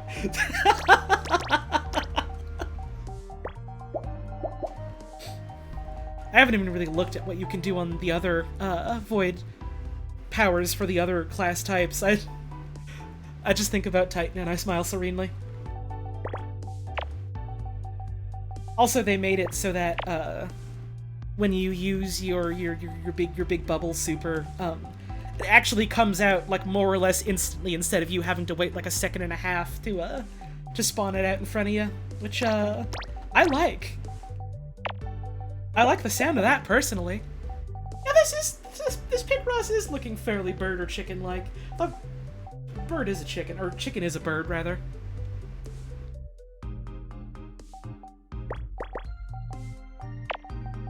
I saw some rumbling from people who, like, know more about Destiny from a mechanicals perspective than I do, because they played a lot more than I do, talking about how apparently, the Titan bubble is getting a little bit of a nerf in that, it's not, like, letting you have as large of a buff in terms of, like, the damage that you do. Because the way the bubble works right now in the game is you make the bubble on the ground. You step into it, and you're invincible. People cannot shoot you through the bubble. They can eventually destroy the bubble if they hurt it enough, but, like, it's very hard to do that. Anyone goes in the bubble, they have to deal with you being souped up. You also get, like, a weapon damage buff for a little bit, so that when you step out of the bubble and you start shooting stuff, you just have, like, a big buff to your damage, and that's cool. I like doing that because it's a defensive and offensive tool for my team, and I like playing that sort of, cleric-y support, where it's like, yeah, I provide, like, healing and shielding to the team, but also I give, like, different sorts of, buffs to the team, and also myself. And so it's like, they were talking about how, like, yeah, well, they talked about how, they're nerfing, like, the damage buff that, the bubble gives you, and I was like, oh, well, that's kind of sad. But also, like, they're making the bubbles, like, they're like tiering different supers to, like, charge up faster or something like that. And so some of them are faster and some of them are slower. And it sounds like the bubble is, like, on the faster end now. So it's like, yeah, you're getting less of a buff from one, but you're also able to just poop out more of them as needed. So, like, I feel like maybe that'll even... Oh, it was a guitar. It was an electric guitar, by the way. I thought it was gonna be a bird.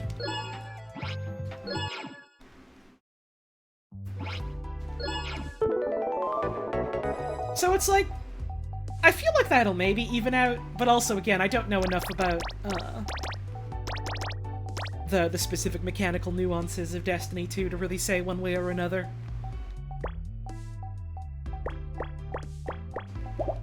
They made it faster to charge and faster to use, and in that alone, I'm very happy. And also because there's one exotic that I like to use, Helm of Saint 14. Saint 14 is like one of my favorite characters in Destiny 2's story. It's very cool. He is very large, and he's the world's strongest man. And he's dedicated his life to making everyone happy now. and it makes me smile. And also, he's gay. He's, like, straight up openly, canonically in a homosexual relationship, and that's fucking awesome. And he has a cool helmet, and you can get that as an exotic. Exotics in Destiny 2, for people that don't know, is here's a piece of gear. Its loot color is orange. You can only have one of them equipped. And it gives you some sort of big special power. And Helm of Saint 14 specifically, what that does is it gives you an overshield when you leave the bubble. So that the bubble super provides like additional utility outside of just, well, you can stand inside of it to stay safe, and then step outside of it to have a damage buff. It also gives you a big shield to have on. And so that's fine, I guess, as it currently is. But,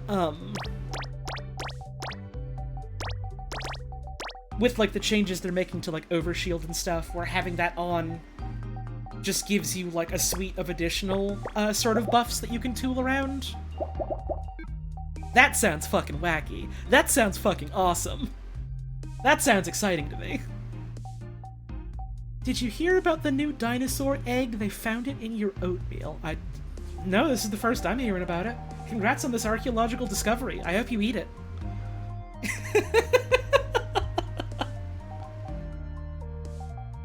Are we talking Saint 14? You fucking bet your sweet bippy we are. I thought about logging in to do the final mission of the season for Destiny 2, but also I don't really feel like setting it up to update or download or anything right now, so I just kind of looked up video of someone else looking through it, and like aside from them having an annoying gamer commentary, it was like, man, that's a fun little conclusion to this sort of season. I feel like it maybe would have been a little more impactful if it wasn't like they had to make it a double-wide season just for the sake of, dealing with working remote. Just so that it did feel a little bit sort of weird to just be like, yeah, we had this, 6-month-long season, and the end result was just, oh yeah, it didn't work. Oh well.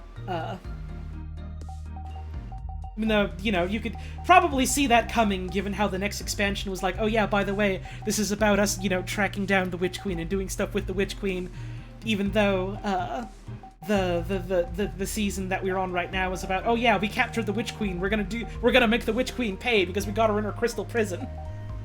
So it's like, yeah, you probably could have seen that coming. But it still did feel a bit it's I can't really hold it against the developers too much because it just kind of is what it is. It's the nature of them just having to spend more time to get things ready, especially when they're all working remote. But it is just kind of like, oh yeah, here's this like big 6-month lead up. It didn't work. Oh, okay.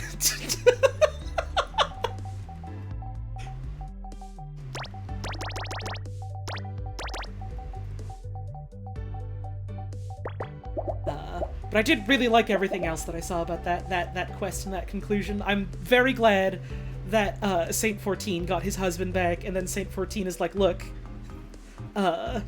Osiris is doing real bad, bud. I gotta, like, stay by his bedside and nurse him and make sure he's okay, while also, like, running my day job of trials, because I want him to, like, be, the first person he sees. I want it to be the first person he sees when he gets better, and I'm like, oh, that's wonderful, that's adorable, I'm so happy that you got your husband back. And then he's also like, yeah, the instant he's better, I'm fucking loading up, we're going out together, we're gonna hunt down the Witch Queen together, and I'm just like, yeah, yeah.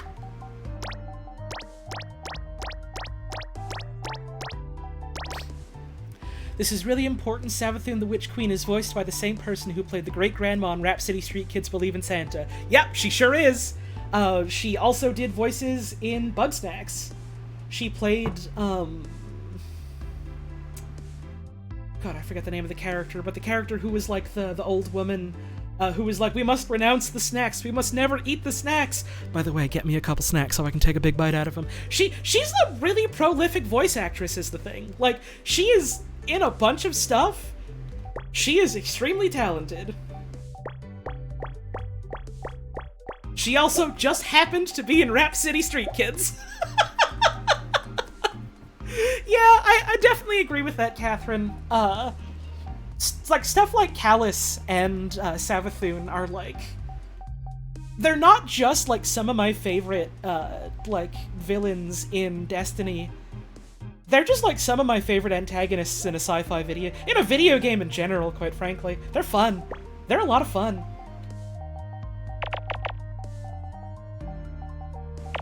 They're great.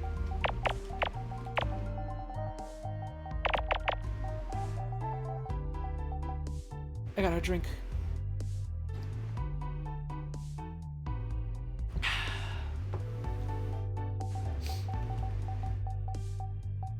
Yeah, I kind of feel that, Dr. Pazuzu. I'm still a little bit miffed about them, just the full-scale shelving, like, swaths of content,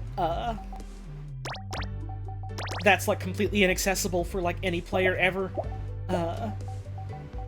It's like, I kind of understand some of why they do it, because maintaining a shit ton of legacy content is exceedingly difficult.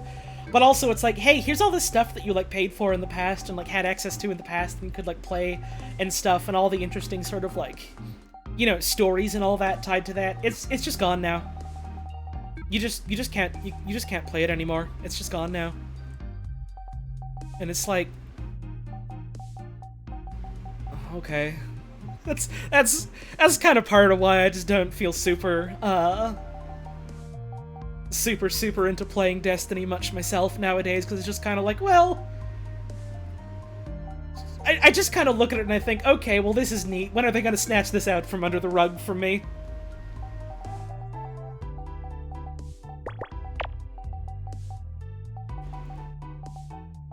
Location themselves being gone, you can live with. Missing all the PvP maps and strikes and raids was the shit part. Yeah!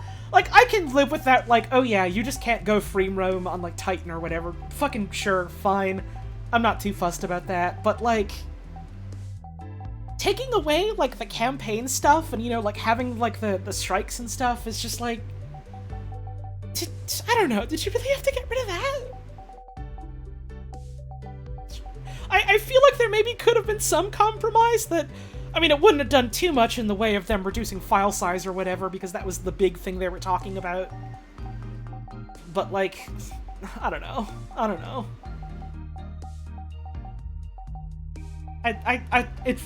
I feel so goddamn weird about it. I miss Leviathan every goddamn day. I miss Leviathan so much. I fucking loved running Leviathan. Leviathan was one of the go-tos of, like, hey, I kind of just want to fuck around and stomp around a bit in Destiny. Do you want to get a party together to do Leviathan? That was fun. Was it, like, a particularly difficult raid? No. It didn't have to be. It was fucking fun. It was great.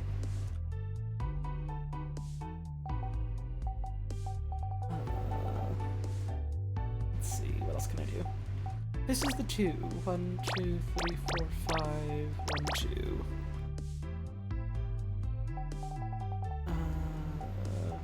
1, 2, 3, 4,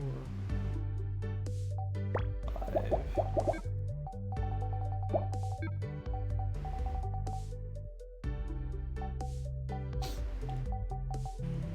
This can't be this, which means this has to be 3. And this has to be 3. This 2 would go here.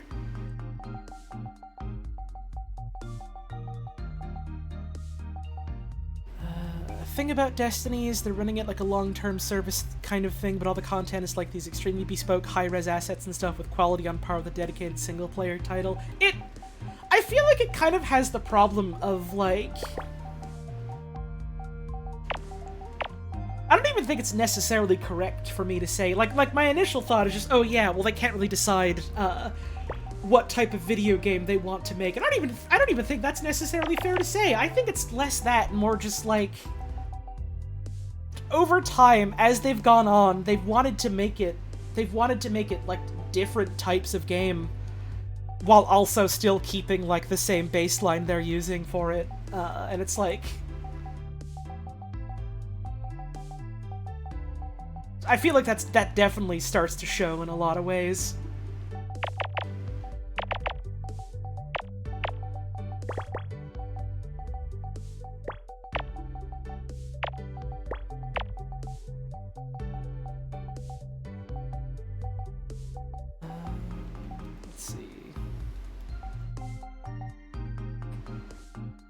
Right, yeah, no, initially, Destiny 2, when they were under Activision, it was like, yeah, you were just gonna make this, like, you know, our thing where it's like, this runs for, like, what, 3 or 4 years, and then we release Destiny 3, and then you get all that stuff for it. And then they decided, when they split off, they wanted to do something else with it, and then they kept the bones of what it was, and then, you know, that got in the way of some things, I assume, production-wise. And now I guess they just want to keep committing to using Destiny 2 specifically. Which is like, I get it. From a development standpoint, that's like a completely reasonable thing to do. Just, you know, using the baseline you already have so you don't have to spend even more, like, time and resources to make something completely new from the ground up sort of thing. I kind of get it from that regard.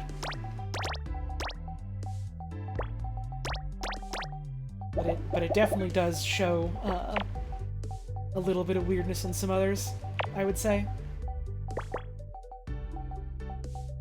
12% of the game data simply labeled Nolan North. Ah, God. One goes here. And again, I can't claim to be, like, an expert or nothing. This is just me, like, making, guesses based on what I've seen, of the video game and what little bits I know about game development. It's entirely possible I'm completely off base about a lot of this. I wouldn't be surprised about that. So don't take my word as, like, gospel or truth or whatever.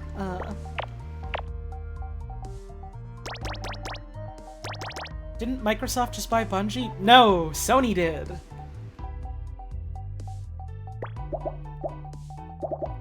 Which, I have some fucking thoughts about. Less because of this specific instance of a thing, and more just, you know, the fucking massive consolidation of, like, games and game development in general. The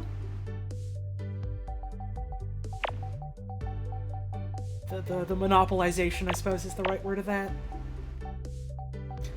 It's, doesn't make me feel good, I suppose. It's like, you know, good on the devs for getting that, like, money and financial backing. I hope that works out well for them. But also, I don't know, boys.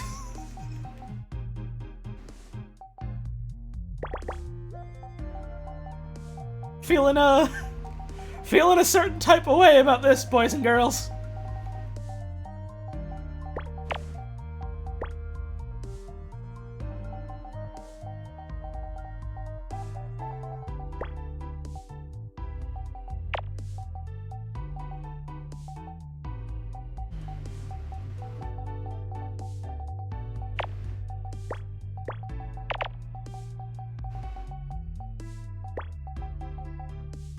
Thought Bungie was still going to remain independent despite the buyout. I mean, yeah, it's not the fact that, like, Sony's coming in and being like, hey, you gotta change how you do business. They were, like, very clear they're not doing that. It's still just like, oh yeah, here's the big corporation coming and buying out the company so they can get, you know, their cut and consolidate that under their name. And it's like, I just think monopolization in bad, it is, in general, is fucking scary. I just think it's weird and bad.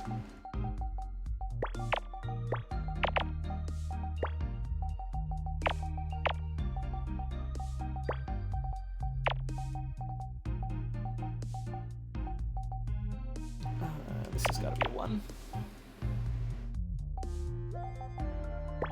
Can't wait to live in the Shadowrun universe, but without the magic and troll rock bands. God, yeah.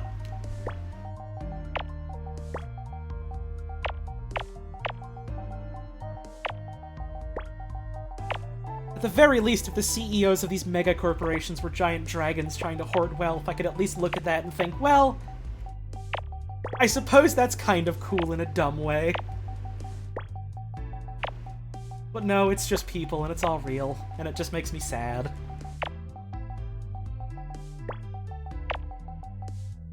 This one is looking like a Bart Simpson.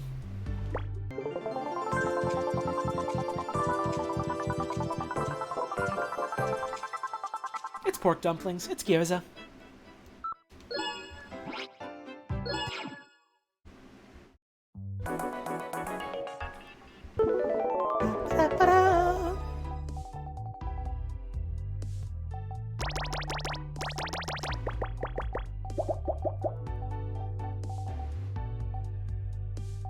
You've heard about Shadowrun a few times. Being a sci-fi fantasy enthusiast, you want to ask, is it good to get into? No. No. There are a couple of Shadowrun video games that are very cool, that are worth a look. If you want to get into, like, Shadowrun the tabletop RPG, my advice is don't. It's kind of bad. It's kind of suck ass.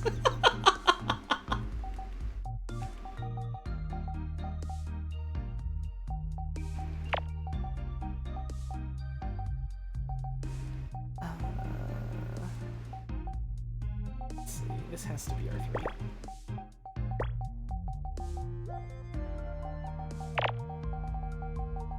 Shadowrun also does a thing that I hate in its universe, which is like, oh yeah, there's like, you know, mechanical and cybernetic augmentations you can get that give you, you know, certain things that enhance what the human body is normally capable of. But if you do that, because we live in a world of like magic and wizards and stuff, it, like, you know, it corrodes your soul, it takes part of your essence away and stuff like that. And it's like, it's meant to be a sort of game mechanics that it's like, oh yeah, you can't be a super powerful wizard and also have a million mechanical augments on it, but also it's like, you can very clearly tell they designed that and had not at all any other process considered, like, the existence of disabled people. I have no idea if they do anything different with that in, like, more recent editions of it, but, all I know is that that's one of the, like, oldest standing things in a lot of the series, and it's kind of bobo. It's kind of bobo garbage bad.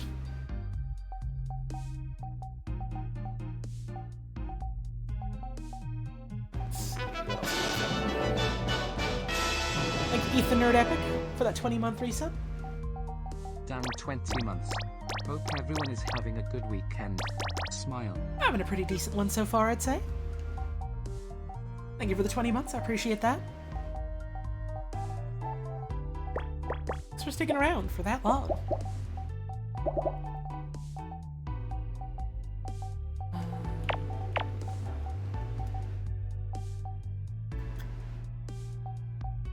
The company that makes Shadowrun is super immoral. One of the founders embezzled a bunch of money to renovate their own house while not paying freelancers?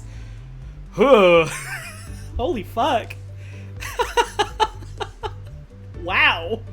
I did not know about that. Wow. Great.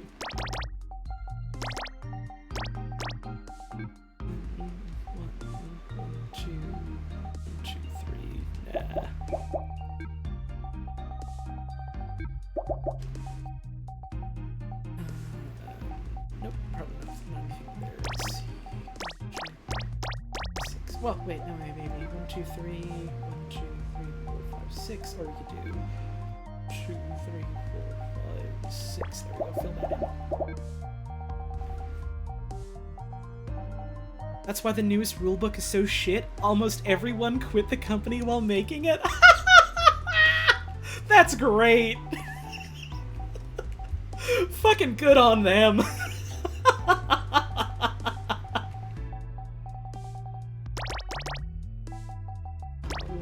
2, 1, 1, 2, 1. So the 4 would have to be here. Okay.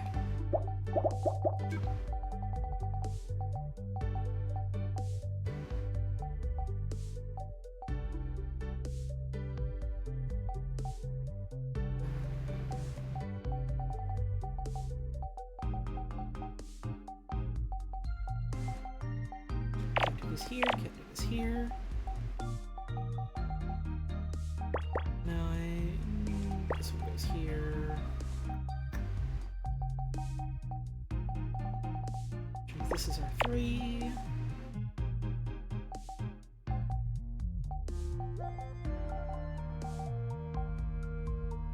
Why is it that prosthetics are always considered degrading? I mean, I doubt you need to know this because I'm sure you already know the answer to this, but, you know, it's just that a lot of people are extremely ableist and or don't consider the needs or livelihoods of, like, you know, the disabled.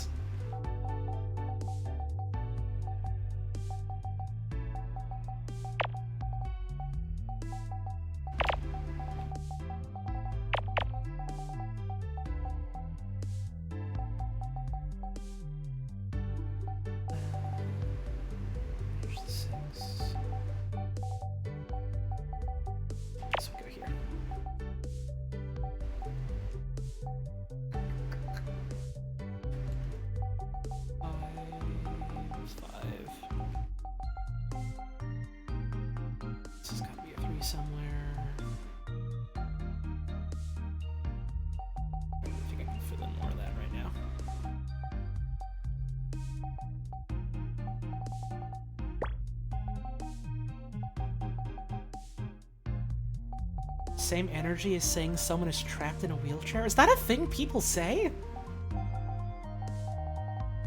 Yikes. That's bad. That's really gross. I don't think I've ever heard anyone say that, but I also, I guess, wouldn't be too surprised if people were out there saying shit like that. That's gross.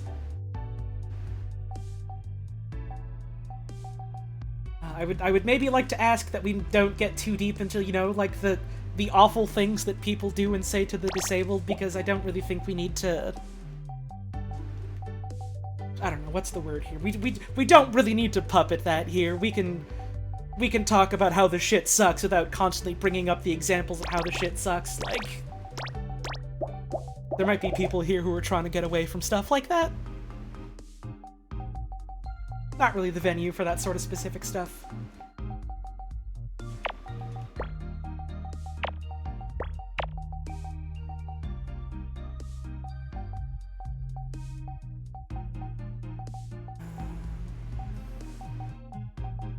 Have I played Into the Breach?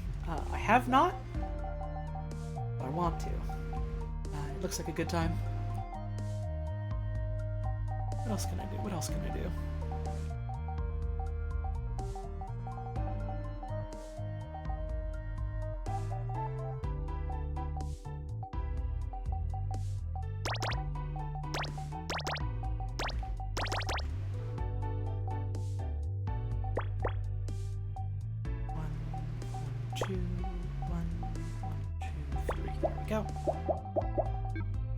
Do I remember that Concerned Children's advertising TV spot where there was a cool CG robot from Planet Danger and he's like, I can take my arm off, you can't? Yes, I do. I remember many of those old TV ads. I think the one I remember the most is the North American House Hippo.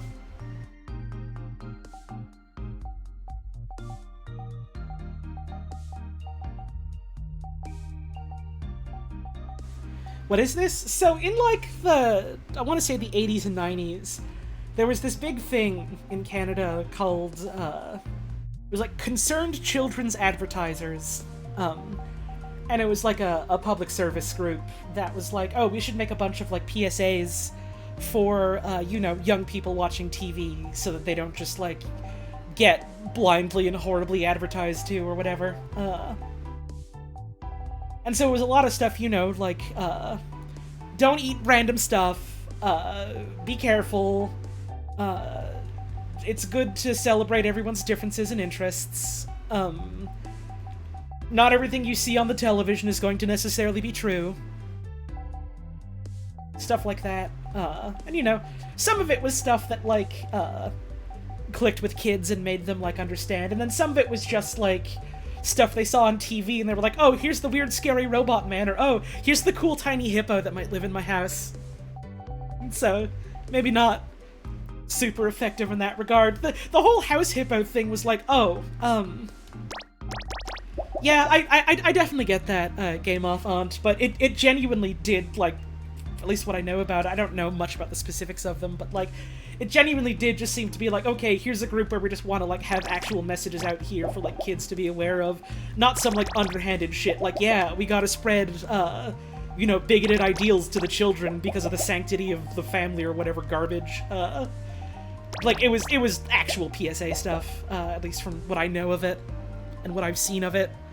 And so anyways, it was supposed to be a lot of, like, here's stuff that you should be aware of, just so you engage with, like, TV in the world in, like, a healthy way. And then, a lot of kids looked at this ad that was supposed to be like, okay, here's this thing that we've just shown you, and it sure does look like it could be real, but it's too good to be true. This doesn't exist. So it's when you're watching stuff on TV, it's important for you to, think about it, ask questions, talk to an adult that you know and trust about stuff like this.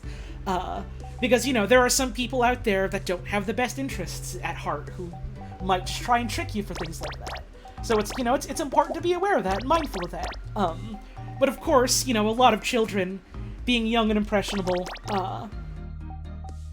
simply saw this advertisement and were like, what the fuck? Is that a tiny hippo living in a house? Is that real? Can I get one? Can I find one? And it maybe missed the mark a little bit in that regard. It eats crumbs of toast? What? That's awesome! I need to leave crumbs around.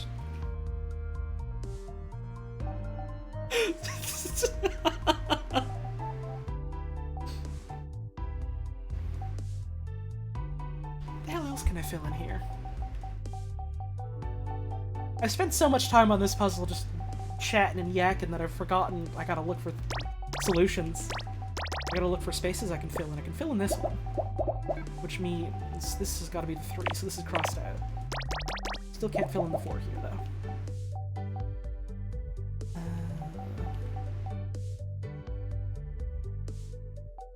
There was a couple that encouraged staying in shape, where the little kid was getting chased by girls, and because he didn't exercise regularly, he got caught and kissed on the cheeks, and that one was kind of, nice. That one was kind of cute, and I think also kind of missed the mark, at least for me, because I was just kind of like, I don't know, getting kissed sounds awesome. As a kid.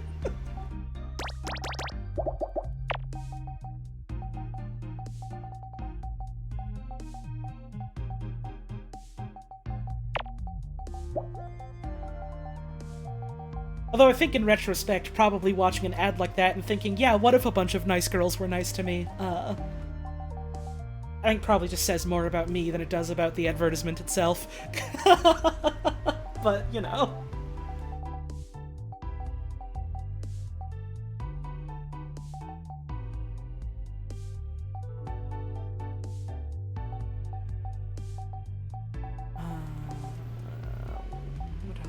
What else? What is here? Is there enough to go off of here? I think I checked this one already. 1, 2, 1, 2, 3. Yeah, not necessarily. So that's nothing. For now, at least.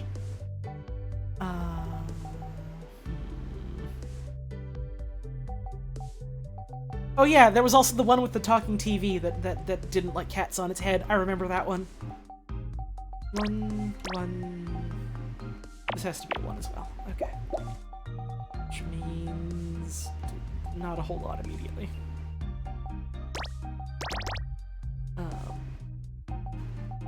But this would have to be filled in for the 3 in some capacity, I feel.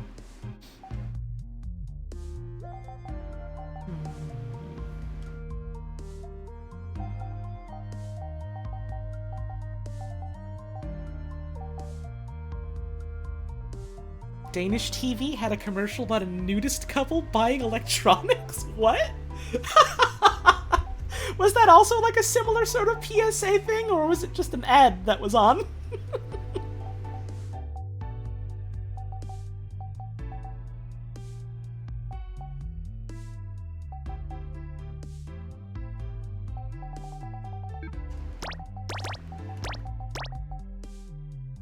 Gotta get the PS5 somehow? I don't think they were worried about the PS5 back then. I don't think they were terribly fussed about that.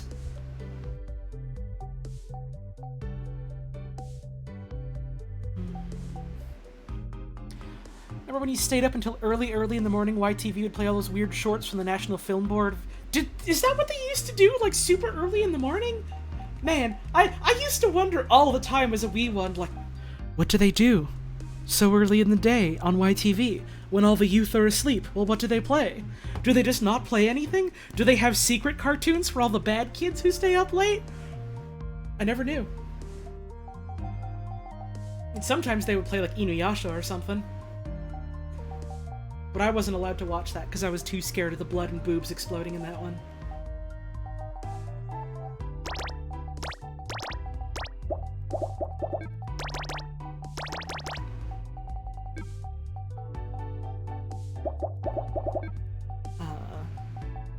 But I also did just, like, rent a bunch of,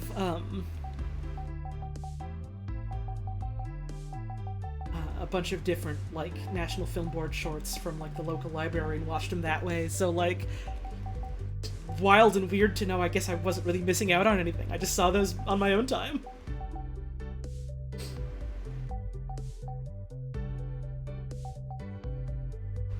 At midnight, they would play Oh Canada and then a bunch of National Film Board stuff until 5 a.m.? Huh. That's wild. I never knew. I feel like this whole secret world of YTV is opening up to me. I never knew. Do anything here? Yes. Fill in that.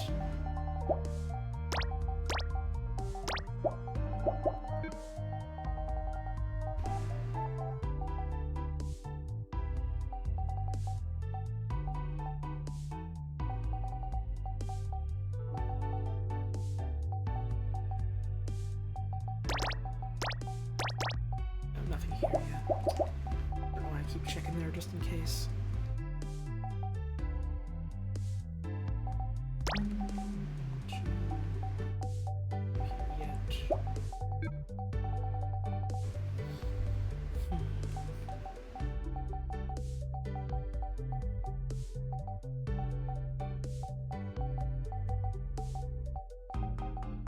I remember as a kid being very disappointed when I learned what Adult Swim was.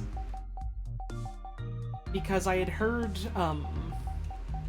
like, American friends, you know, talk about, like, what it was and stuff like that, and I was like, man, this is this wild special thing that they have for older folks in the United States. Wow! And it turned out it was literally just, like, fucking Teletoon at night. More or less the same thing, because Teletoon carried a lot of that same, stuff that was broadcast on, like, Cartoon Network and Nick and stuff, and it was just kind of like, oh. Okay. I wasn't really missing out on anything then. We already had this.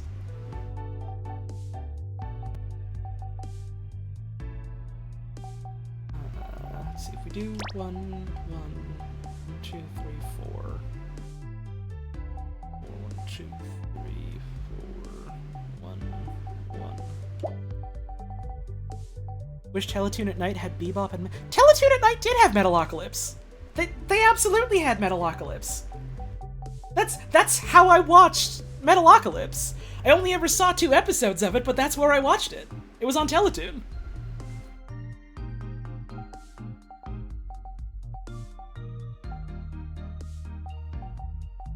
I'm like 90% sure.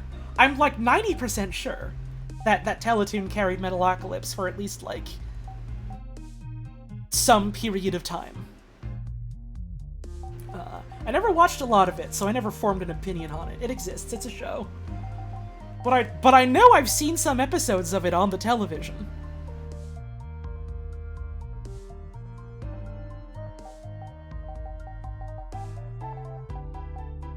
They did play a lot of Robot Chicken and Futurama. They also played a lot of, I want to say American Dad, I think. At some point. And then a lot of, like, really bad shit that I don't remember other than thinking, man, this is really bad. It was some show about CGI lions that was kind of bad. I don't remember what it was called.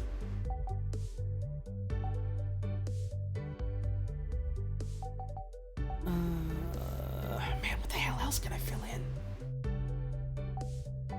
I am, like, totally lost on this puzzle. Man, this one is kicking my ass. I was doing so good right up until this point. It was not Between the Lions. Between the Lions was a kid's show and it was puppets. This thing I'm thinking of was one of those, like, you know, late teen to adult, irreverent, raunchy comedies, but it was a bunch of CGI lions. Father of the Pride, that was it. I fucking hated it. I hated it. I couldn't stand it. I thought it was dog shit. Between the Lions was a kid show that I watched a couple of times when I was definitely, over the age of the intended audience for it, and I thought, man, this is cute, this is charming. I'm gonna take a bite. Well, I'm not gonna tell you what I'm biting into. It's a secret. You'll never know. Sorry.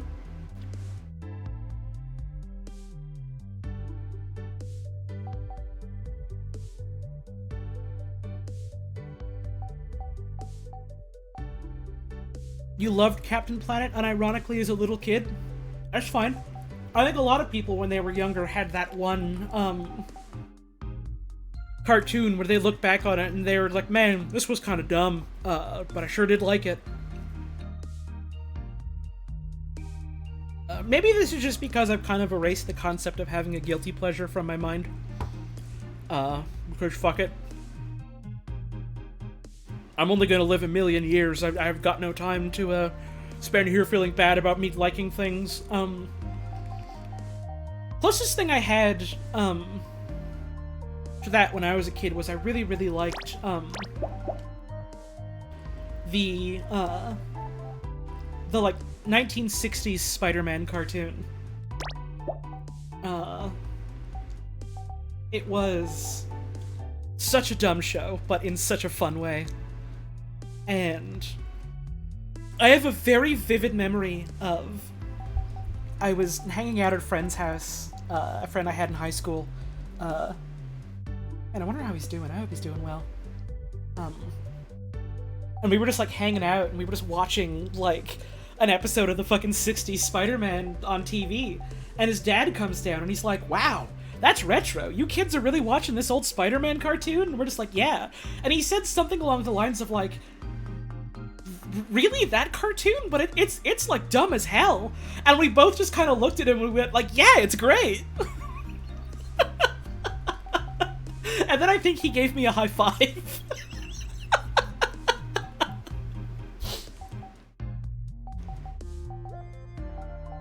Evil Gorgle's magic theorem: as old cartoon discussions progress, the probability of being told about Johnny the Ghost approaches 100%. Listen, motherfucker! I'm gonna tell you about Johnny the Ghost. He is a wisecracking, trumpet-playing friend. Do you know where he lives? Do you know where he lives, you son of a bitch? Do you have any idea at all where he lives? He lives up in the attic. Shh. Mom and Dad don't know. Johnny always has a helping hand to lend.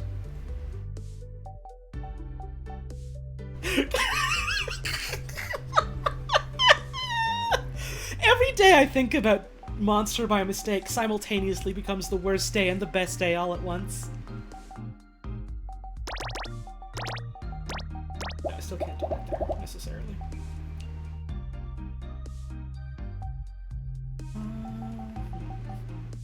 What else can I do? What else can I fill in?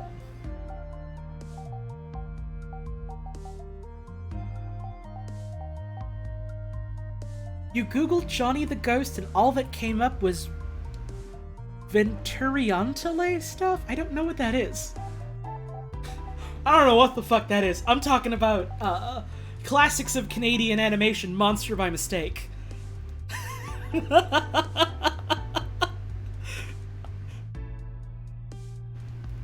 Still love how you can hear the trumpet part in the version of that song that you bid Crush to Hell. Sign, can you DM that to me again? I want to listen to it again. Who was the villain of Monster by Mistake? It was Evil Gorgle. And he had his magic jewel. And he used the magic jewel to trick Warren into becoming a monster by mistake, but only when he sneezed.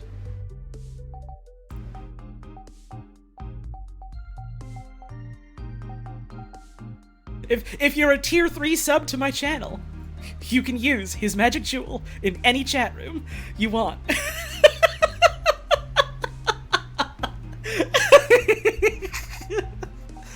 And a lot of my tier 3 emotes are just like joke things, because I was like, you know, I appreciate the support, but there's not really any particular reason anyone would want to get a tier 3 sub, aside from wanting to support me more, and I'm okay with that. But then I realized, but what if I make Evil Gorgle's magic jewel my tier 3 emote? Then people are going to want to. Then people are going to want to go for that big tier. That's how you get them. That's how I get them.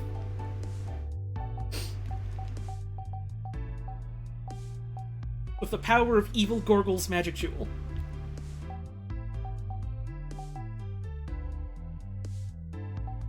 What the hell else do I do?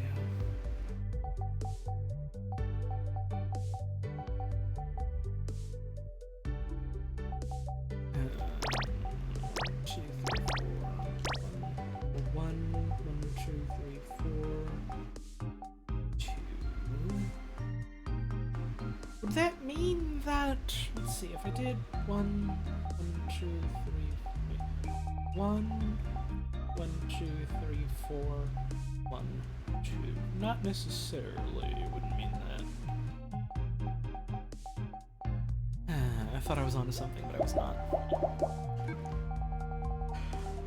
For the low payment of a tier 3 sub that is $25 US a month, you'll get this evil jewel from a wicked sorcerer who harasses children as a hobby. It's a great deal, folks. Come on down and get it while it's hot.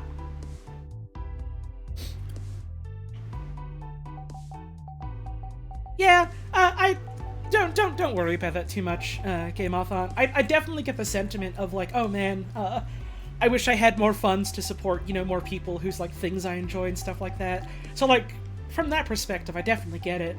But also, from the perspective of me, the person in the hot seat, doing the stream, you know, because it's my livelihood partially and partly because I enjoy it, but you know, it is my job, my thing that I do to get money to live. I wouldn't worry about it too much. Like, I kind of worry more about, you know, the people watching and giving me their money being in an alright financial situation so that they can do that. I don't want no one putting themselves in a hole just so they can send me a big tip or whatever. I've heard about that stuff happening and it, like, scares the shit out of me.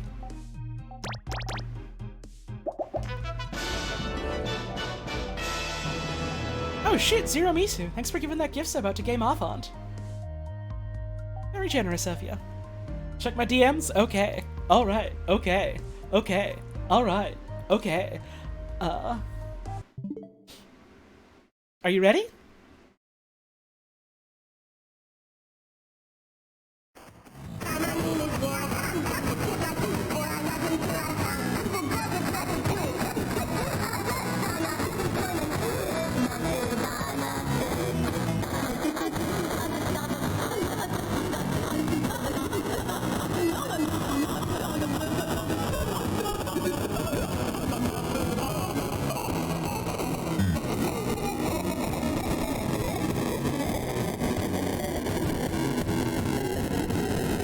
Mom and Dad don't know.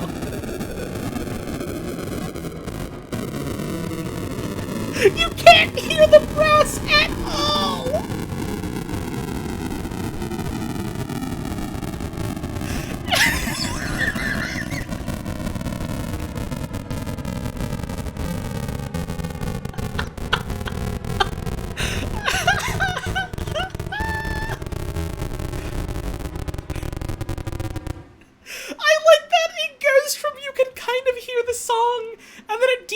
Into like a 1960s recording of a fucking aircraft landing, and then it just turns into an Atari 800 game.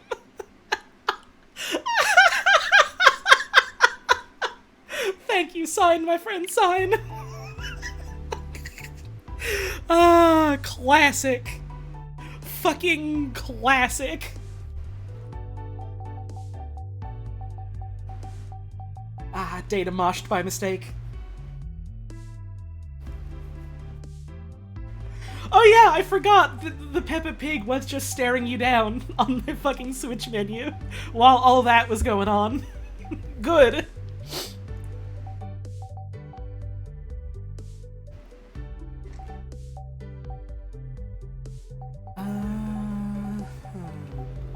So this is 9, right? So I'm not sure which one I would fill in for 10.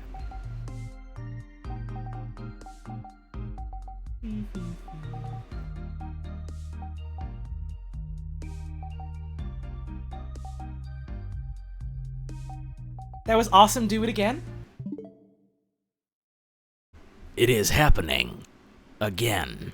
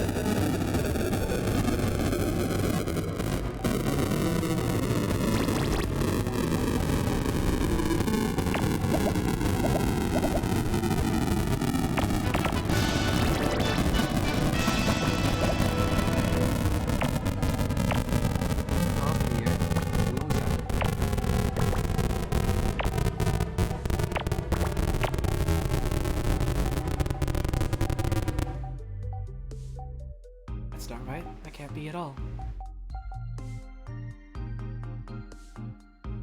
That didn't work at all. Damn. I thought I was onto something, and I completely beefed it.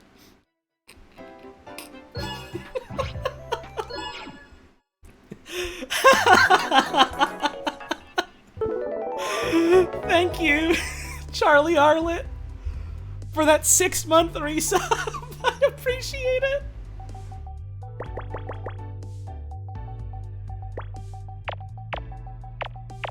I'm sorry, but also delighted that your resub happened during Monster by Mistake Bit Crush.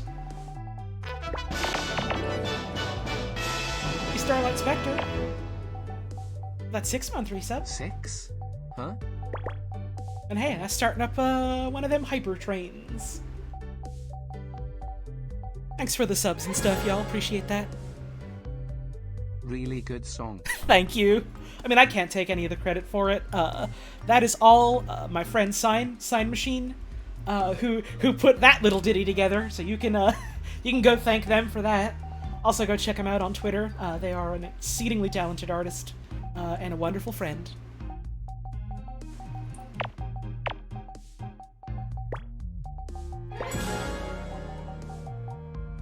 This is what it feels like to descend to hell.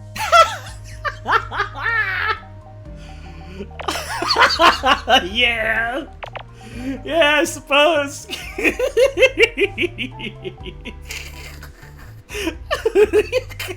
Yeah. Oh, thank you. I appreciate it. Okay, we gotta block those out. So we have... We'll choose this as a 2 here. This goes here. And this has got to be a 1 for sure, which means this goes here, this goes here. So here's our 3.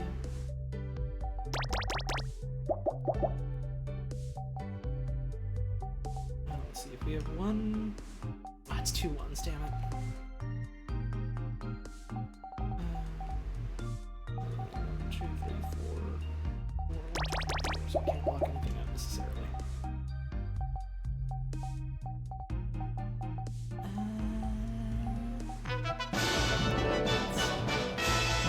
Thank you, Robin Crumb, for the 21-month resub. Monster by mistake. Thank you very much, I appreciate that. Man, I remember ages ago reading about the, weird legal kerfuffle, that, Monster by Mistake, as far as, the rights holders go, is in. It's basically lost media entirely because the people that currently own the rights to Monster by mistake don't want to distribute it anywhere. So unless you've got like a fucking bootleg of it somewhere, no Monster by mistake for you. Holly, this is a super important question. Do you have a Blahage? I'm sorry, I'm probably massacring however you pronounce that. I don't know what that is, so I don't.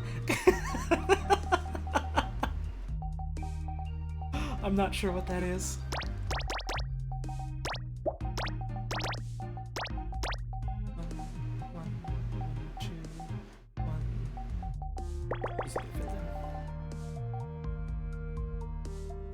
IKEA shark. IKEA has a shark? What? I thought they had furniture.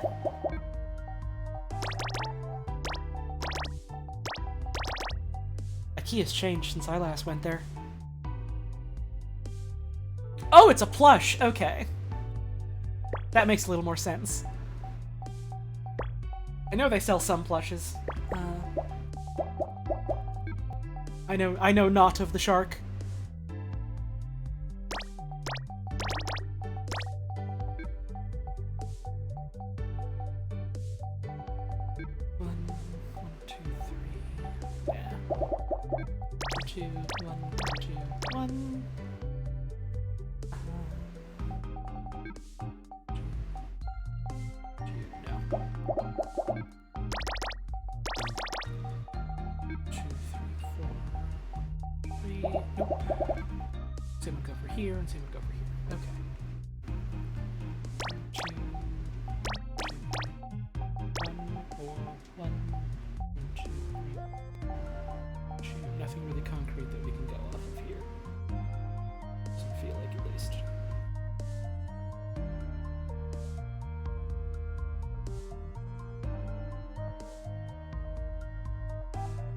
It's also meant to be pronounced like blowhigh. Interesting. Let's see, if we do 1, 2... Let's get rid of all these. Let's say this is the 2. If we do 1, 2, 1, 2, 3, 4, 1, that fits here. If we do 1, 2, that doesn't fit. Which means that... no matter what, I think this... 1, 2, 3, 4, 1, 2. Or we could do, like... 1, 2, 3, 4, 2. Yes, okay, so that's nothing. We can't go off that yet. 1, 2, 3, 4, 5.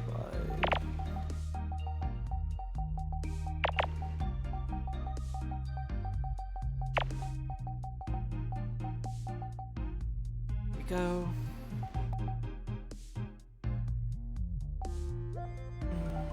This can't be a 3 or a 4, so we lock those out. Does that? I don't think that clears anything up over here for us. We can still do like 1, 2, 3, 4, 1, 2, or whatever, or we could do 1, 2, 2, 3, 4. Although 1, 2, 1, 2, 3, 4, or 1, 2, 3, 4, and we squeeze that in there. That would go there. For sure. Which means this is a 3. This is connected. Get rid of these. This is connected. Get rid of these. This can't be a 3, this can't be a 2.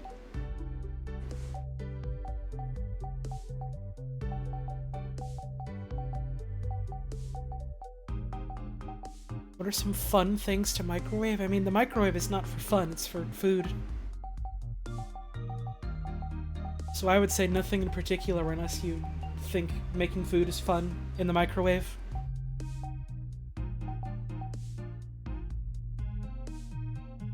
So this would have to be like this. Once this is done, this would go here.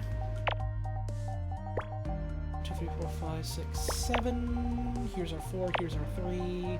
This can't be anything, so this is a 1. This is going a lot better than last time. I'm off to like a much better start, it feels like. Maybe I had scuffed up a lot more than I thought. Maybe that's why I was having so much trouble. Here's a 1, here's a 2, so this goes here. This would go here, this is 1. This has got to be our 3, which means this is our 1. This goes here.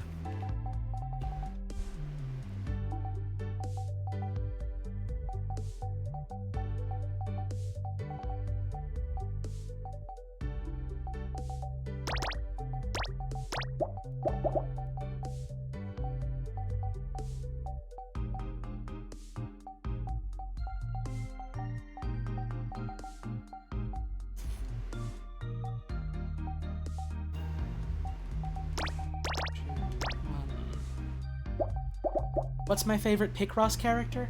Definitely Mr. Picross. Every time I get to see Mr. Picross, I just smile serenely. One,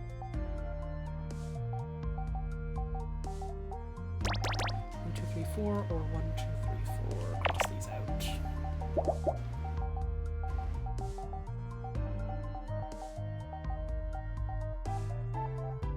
What about the turtle?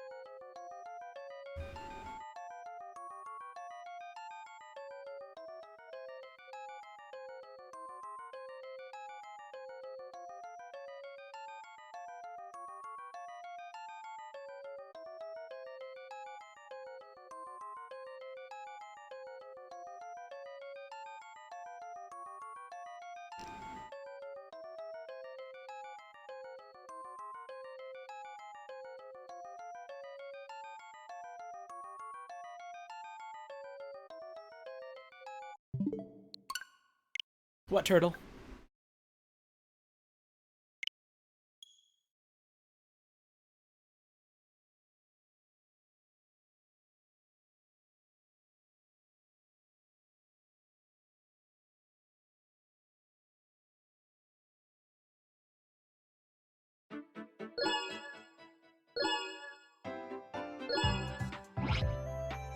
I don't get it. Back to it. I think I'm gonna finish up this puzzle and then wrap up for the day. Thank you, Shocktopus. Donkey's Kong.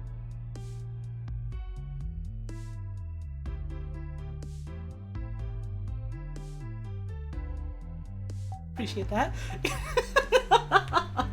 Let's see.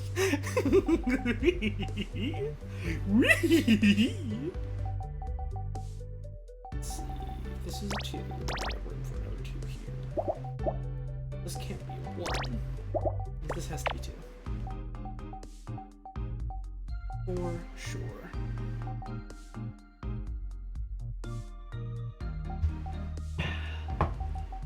Literally love drinking water.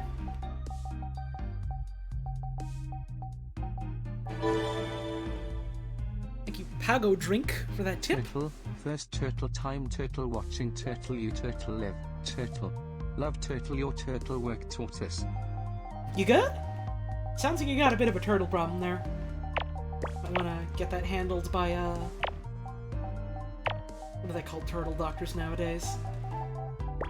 One of them. Thanks for the tip, appreciate it.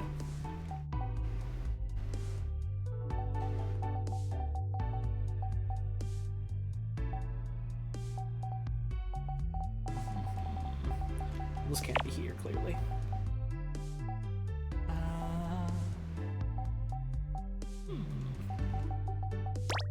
There's space for a 4 here? Nah. Well, yeah, no room yet for figuring out what the exact move is. What about 4 and 1, though? 1, 1, 2, 3, 4. There we go. That's something. Cross this out here, which means this 4 can't go here, which means it would go here. Very cool. This has got to be a 1. This has got to be crossed out here, which means, room more for this. This can't be a 3, which means this has to be a 1. Our 4 is done. Oh, baby, it's all coming together. This goes here. This would go here. Now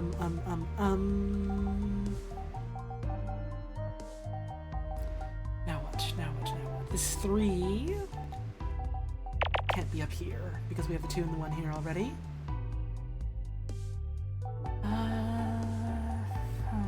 It doesn't quite block anything out that I'm immediately seeing. Although 1 and the 2 would have to go here, which means that's like that.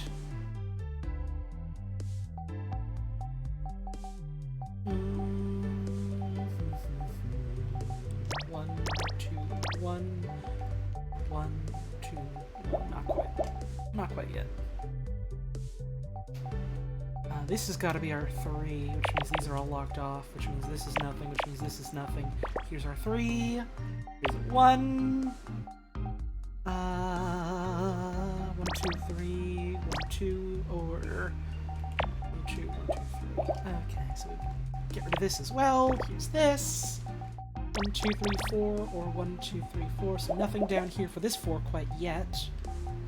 But this 2 goes here. Man, restarting this puzzle was a great idea. I'm just flying through it now. I mean, comparatively at least. It's, I am at like almost 13 minutes, but this is a lot faster than last time. So I do feel good about that.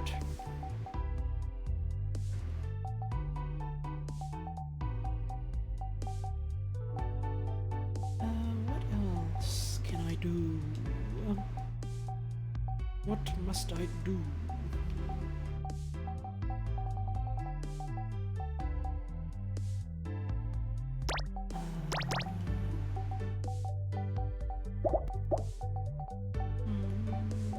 Okay, now the gears are starting to slow down just a wee bit, just a scooch.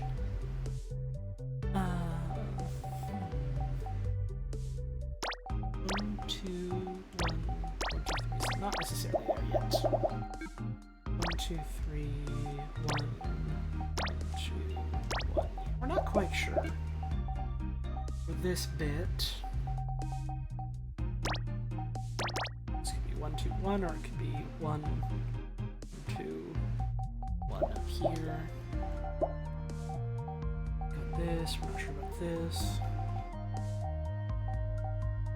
This 3 could be anywhere here. The 2 and the 1s could be anywhere here as well. Nothing really for this bit either. This 1 could go here. The 3 could be hereabouts.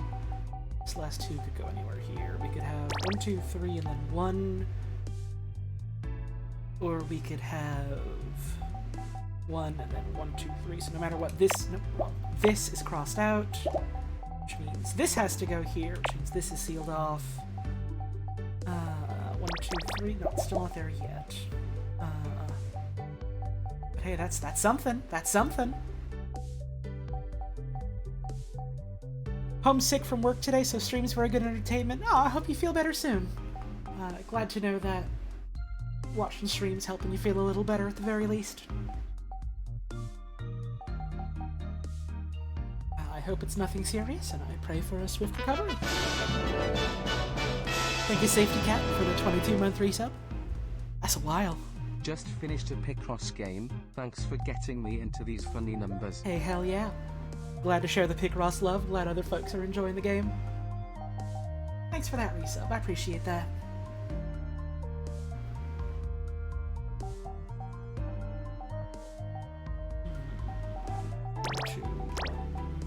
Nope. 2, 1, and then 1, 1, and then 2. So not quite. 2, 1, no. Again, 2 and 1 could be anything here.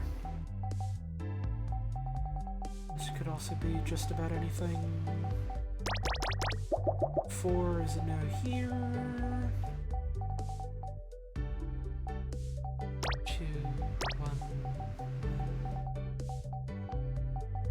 we already checked that one. Nothing's really changed.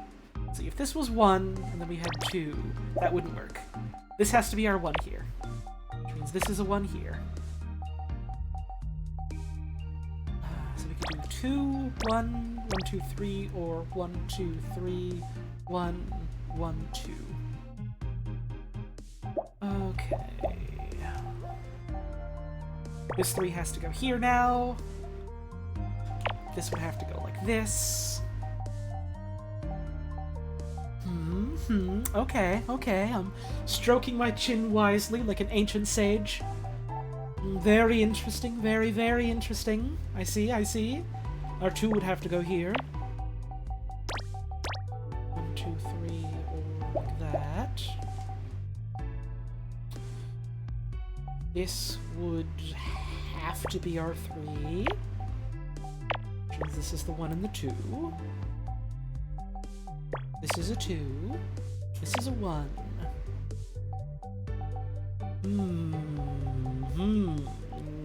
I see, I see.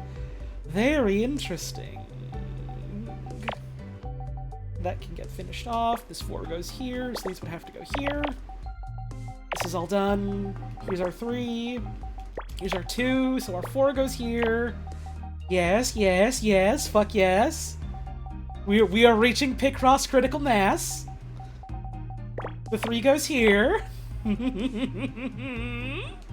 means this is our 1 and this is our 3, which means this goes here. This has gotta be our 3. This is our 4. This goes here. We did it! What is this? It looks like a beating heart! The beating heart of Picross! It's 2 carrots, actually.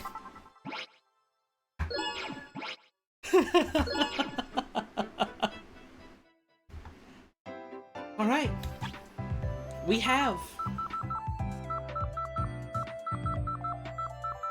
15 puzzles left in standard Picross for Picross S3. And now we've hit the big ones. I'll see how easy this one is, and if it's taken me a little while, then I'll probably just end it, but maybe just one last puzzle then. Because we have hit the 20 by 15. We have hit big.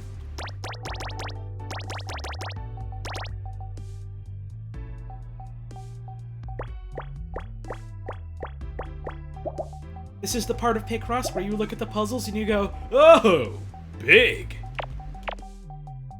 we have reached it.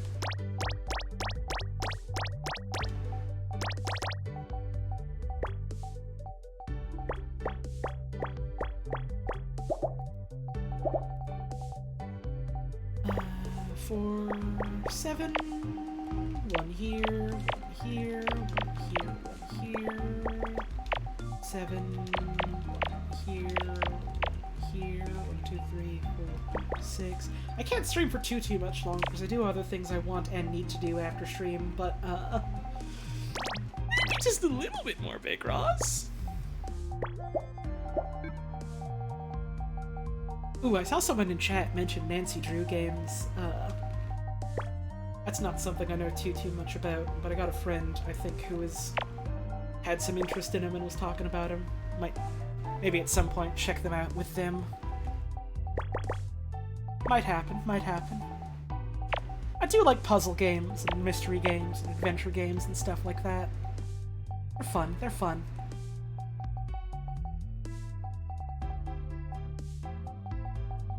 Man, speaking of which, I still have a friend that I want to go through the Professor Layton games with on stream. Mostly just a matter of figuring out when we'd both be available for that.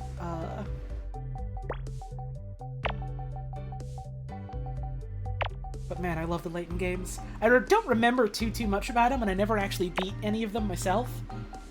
But, I do have such a fondness for them. They're such fun little games.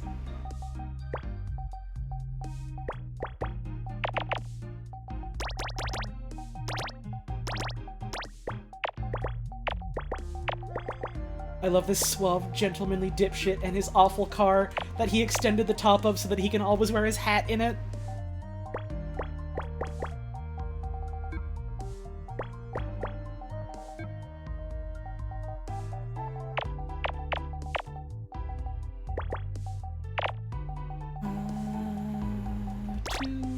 2, and then the last 2 here.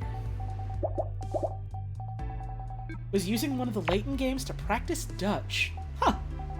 Interesting. I've never thought about using a video game to practice another language, but that's a neat way to sort of immerse yourself in it, isn't it?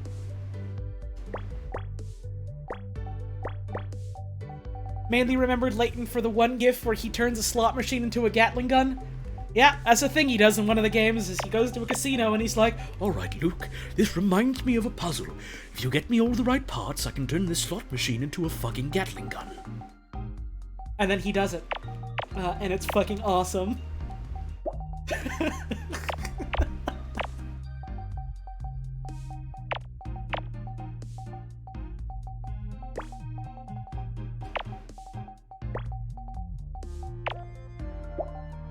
This is 7, so we need to have another one down here.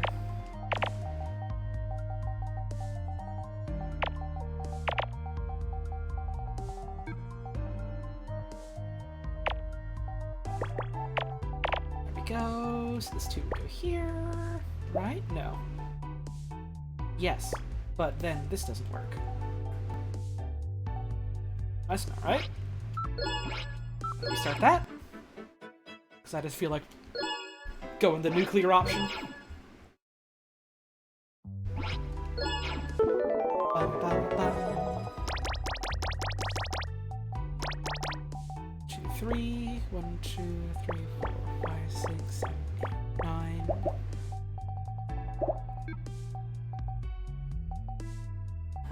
Learning a language by playing isn't strictly what you did, but getting access to the internet and games at around 10's how you learn English. Yeah, I know a lot of English second language folks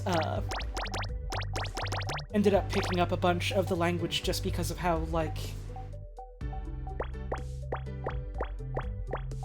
Is Americanized the right word for this? Just because of, like, how Americanized a lot of the internet is?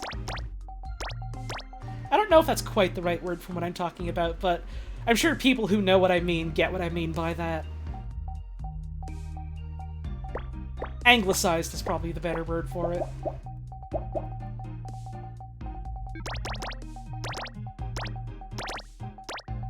One, 2, 2, 2, 3.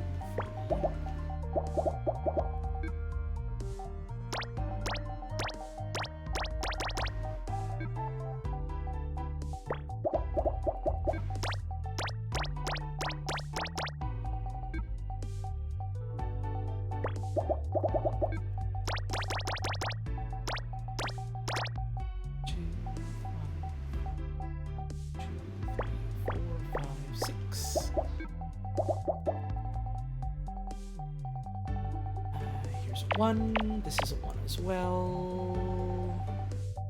If this was the 3, there would be not enough room for the other 1, so this has to be a 1. Here's our 7. Same deal, this would have to be a 1. Here's a 1, here's a 1, here's a 1. 1, 1, 1, 7.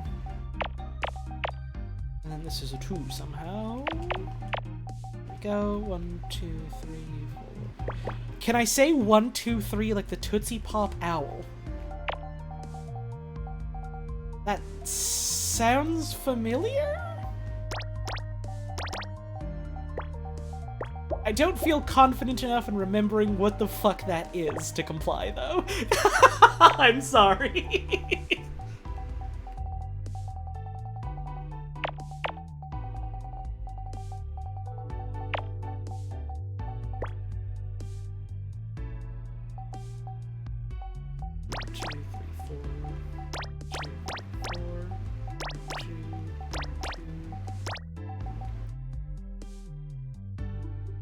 Oh, wait, no, I do remember that.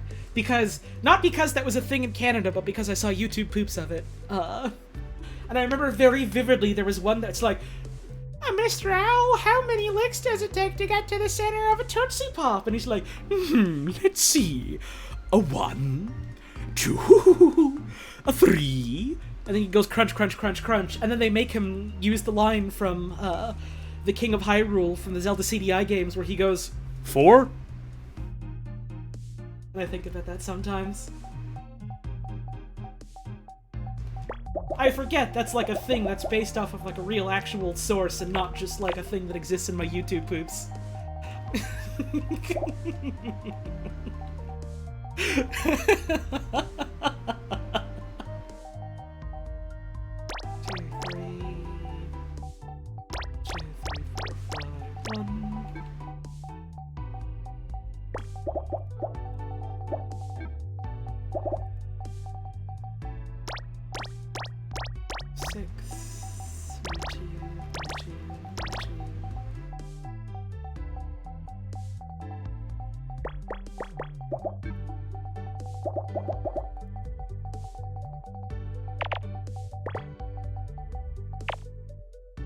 This out. This is a 3.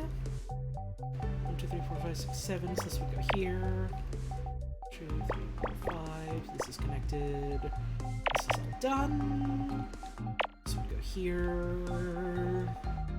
Cross you out. This is a 2. This one would go here, which means these are connected. This whole bit about all done.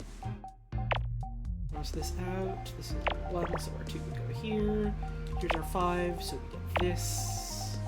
This is a 2. 8 would go here. 6 would make it go here. You made a Twitter version of the Monster I Mistake audio. Would you be allowed to link it here? Fucking go for it, my friend. You're a VIP, so I think you have linked permissions no matter what. I trust you to not, like, be weird about that, so you can just do it. But I appreciate you asking.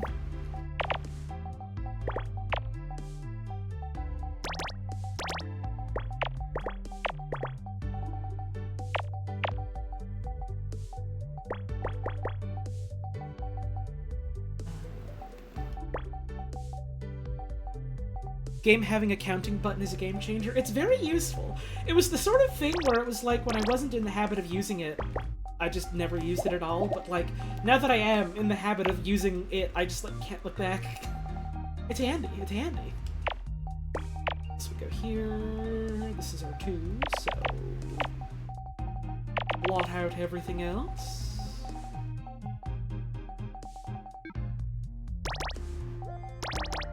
I gotta click on that so I can retweet that later, actually. Great.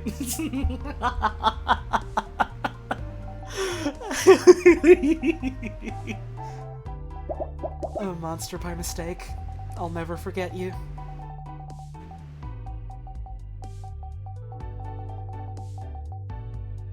One, two, three. 1, 2, 3, 4, 5.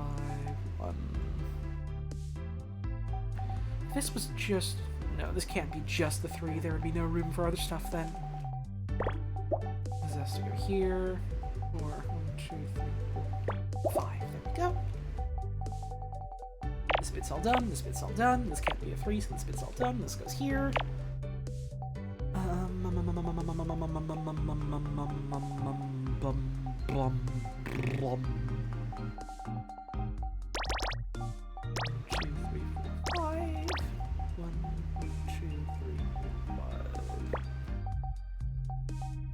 Three.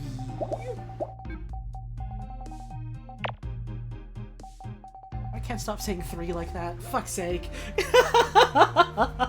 I've caught myself doing it now. I'm like, god damn, I'm just doing that, aren't I?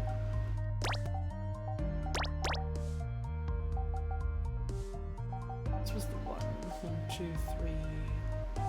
Not enough room then, so we need 2 and 1 here. This will go. Thank you, Fennec Fire, for that resub. Wahoo smile Picross FDW. Hell yeah. Thanks for that 2-month resub. I appreciate that. Thanks for sticking around. 3. 3. The bot doesn't know how to roll its R's, which makes me sad. I think rolling the R's is one of life's simple pleasures. Rolling the R's whenever you can.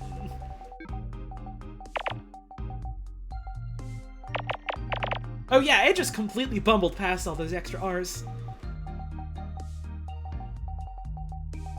Don't know how to roll your R's? I'm surprised that there's people that, like... Well, I mean, I guess I was surprised to learn that, and I kind of thought about it for a bit, and I was like, yeah, I guess that makes sense. It's a language convention that doesn't exist in every language in the world.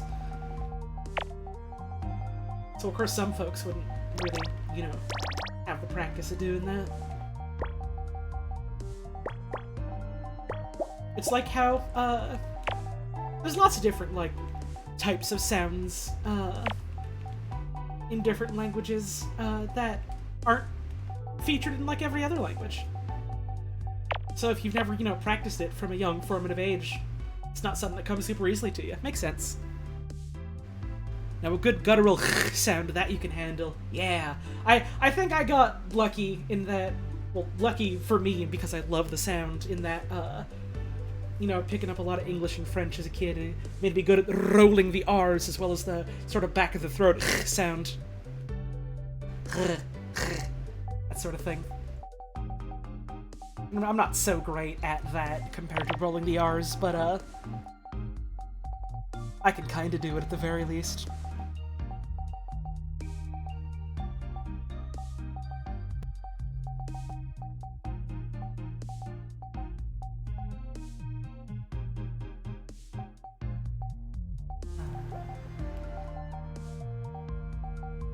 God, I felt so silly when I realized that the word is pronounced, and forgive me if I pronounce it wrong, it's entirely possible, but it's pronounced like chutzpah.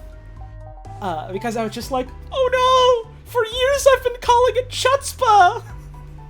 That's not right!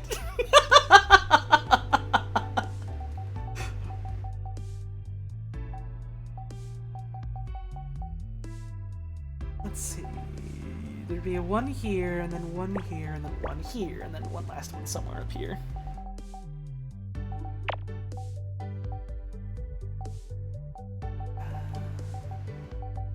And you know, I'm of the sort to be like, pronunciation of a word isn't necessarily the most important thing in the world as long as like other people understand what you mean. But you know, I think it's interesting and valuable to at least try and understand how things are meant to be pronounced. And you know, I think it's also valuable to be respectful of like the languages they come from and stuff like that.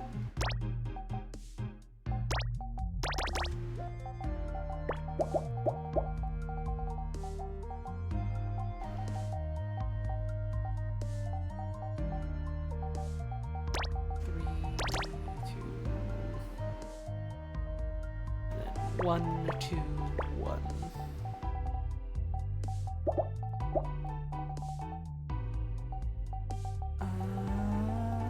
Since 2 is here, which means this can't be anything, which means this goes here, and this is our 5.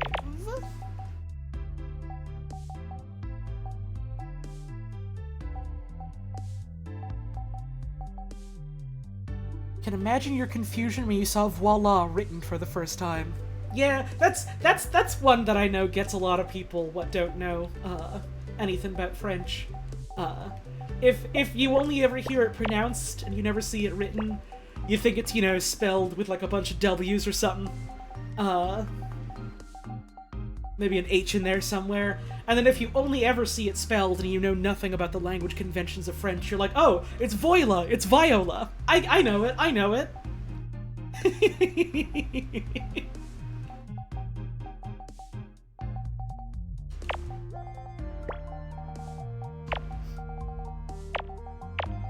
It's always a little funny when I'm, like, listening to something on TV and it's, like, some show where they're talking about, like, you know, a family or a group, like a very French name, and they just kind of bungle it, and it's like, if it's an individual, you know, I try and be, like, patient and kind about that, but if it's some fucking TV show, I don't care. They're making millions of dollars more than me, I can make fun of them all I want. And it's so funny hearing something like, I don't know, American Loggers, which I'll, like, walk downstairs to pet my cat, and sometimes someone will have left on a channel playing that, and they're talking about the Peltier family, and the announcer will pronounce it, oh yeah, the Pelletier family, and I'll just be like, You motherfuckers are pronouncing it Pelletier? Come on now.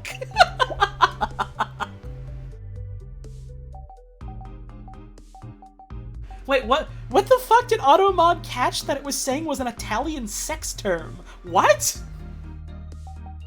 What fucking happened?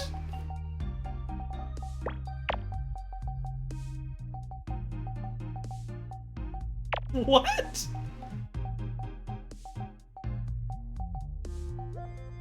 Viola was caught by Automod. Fucking viola is a sex word? I thought it was like a name and also an instrument or something. Damn. You learn so much every day about sex, I guess.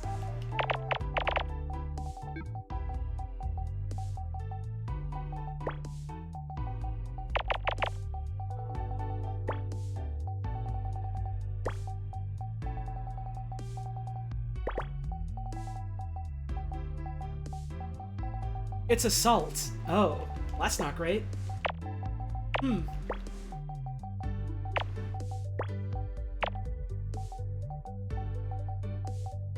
That's unfortunate, considering it's also just like a name. I think also an instrument?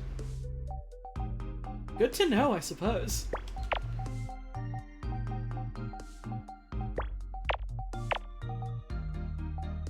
Let's talk about people who don't know French again? Sure, I mean, I guess. It is always funny, though, living in Quebec, where, you know, like, there is the French population here, but there is also quite a sizable, like, English population as well. People read Pelletier as Pelletier? Yeah, because it's spelled P-E-L-L-E-T-I-E-R. And so they read that and they're like, oh yeah, Pelletier. And I guess it makes sense from that perspective of someone who has had basically no exposure to French. But it is interesting, you know, living in, you know, like a very, like, equal parts English and French type of place. Because there's sort of like a lot of overlap in that regard. Where, like, they'll end up being, like, a lot of loanwords for, like, the local Quebecois slang from, like, English and stuff. And then, like, on the other hand, you've got the Anglophones who are saying, like, words that are French with, like, a mix of, like, a French and English pronunciation. Almost got my funny BB. Thank you, Katie is a slide for that 11-month resub. You're so close to getting a BB. Thanks for that resub, I appreciate that. So, you know, you've got people talking about, Mont Saint-Hilaire, but people don't call it, like, Mountain Saint-Hilaire, it's, Mont Saint-Hilaire, if you're saying it as an English person. And then there's, like, you know, Rue Saint-Denis. Everyone calls it Saint Denis Street, not Saint Denis. Stuff like that. What is this? What the fuck do you mean, princess? Oh, I see it now that it's smaller. It's like a person near a window. I thought it was like a weird fucking shoe. And I was like... Huh? Do you be calling basically all corner stores deps these days? Yeah, me too. That was one of those slang where, like, I was talking to a friend who very much lives in America. And I was talking about, like, you know, like, oh, just go down, like, a dep and, like, you know, get like, a bag of chips or something. They were like... Go to a what? You know, go down to a dep. Go down to a depanneur. And they were just like... Holly, what the fuck are you talking about? Depanneur is literally just a corner store. It is literally just a corner store. Sometimes a corner store built into a gas station. It's not a specific chain, it's just, like, general word for that. In the same way that, Is greasy spoon a slang outside of, like, where I live? Is that a term people use for, like, a sort of, like a diner sometimes? Because a lot of people around here will just call that a casse-croûte. Like a casse-croûte du coin or something like that, which is literally just like a diner around the corner.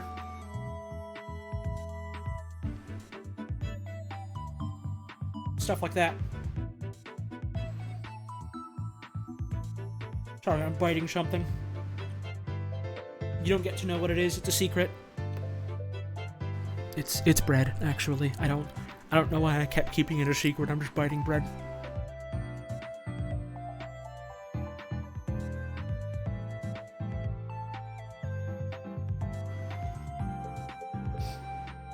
I think that's a good amount of Picross for today.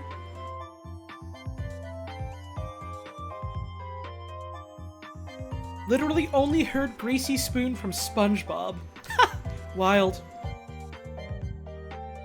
No. The Depaneur is not where you get the 99-cent hot dogs. The Casse-Croûte is where you get the 99-cent hot dogs. It's where you get your it's where you get your 99-cent steamies or toasties. I don't even think they're really all like that much 99 cents nowadays. I think that's the horrible encroach of inflation upon us, is that they're a little more expensive than 99 cents generally.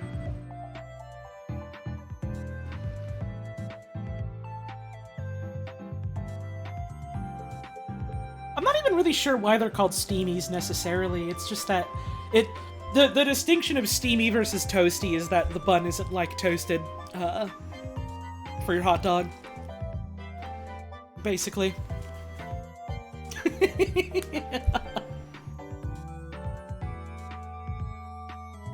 It's not like a steamed ham type situation as far as I can tell.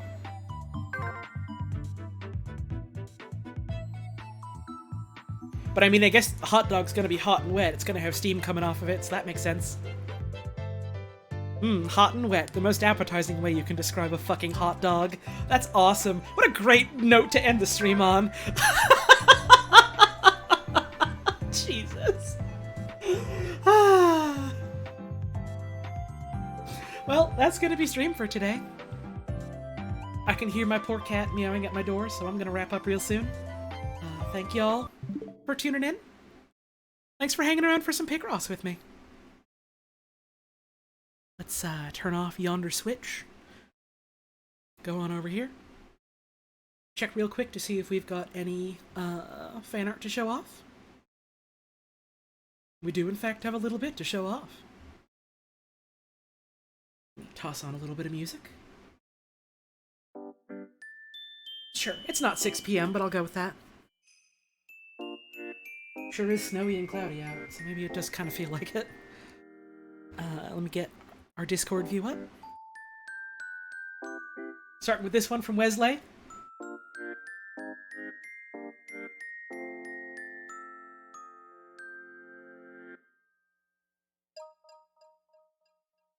Has been. I don't know why. I just like on a lark decided to look up stuff about Dr. Robotnik's Mean Bean Machine today. Forgot that Carbuncle, like Carbuncle from Puyo, is in it. And had no idea for all these years that they localized Carbuncle as has been.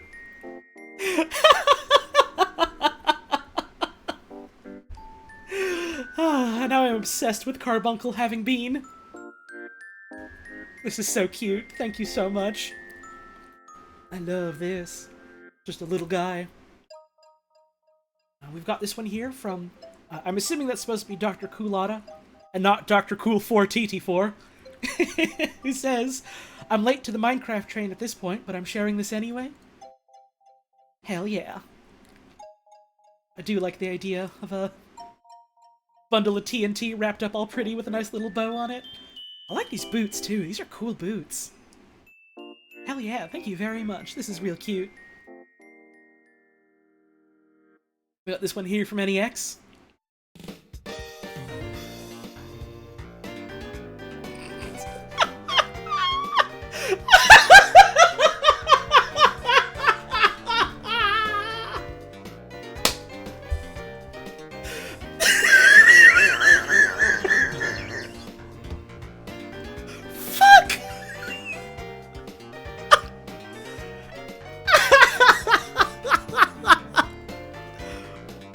Awesome! I have such a strong feeling when I see this weird guy show up.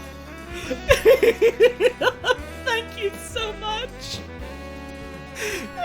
The spotlight is on him. God, if I ever get an emote of like a turtle or a Donkey Kong, I do kind of have to name it Time Allen now, don't I? Got this one here from Beetle Pen, who says, as an art student, it's hard to let myself completely relax with what I draw, so big thank you to Holly for making coursework more bearable with fonts, and letting the pen be silly once in a while. My time zone let me catch this one. Hey, hell yeah! I like trying to do, streams at, like, different time zone type friendly stuff. I'm not wording this well at all. I like to do streams a little earlier on weekends, is what I mean, so that, you know, some folks from other time zones what normally don't get to watch actually get to tune in a little bit. My little pants man. My little pants having friend. Also, this is a really good BB that you have drawn. This is all very cute. Thank you so much. Another one here. Oh, when I said the beating heart of Picross, did people hear it as bean heart? Oops. I meant to say beating heart. I have trouble enunciating some of my T's sometimes.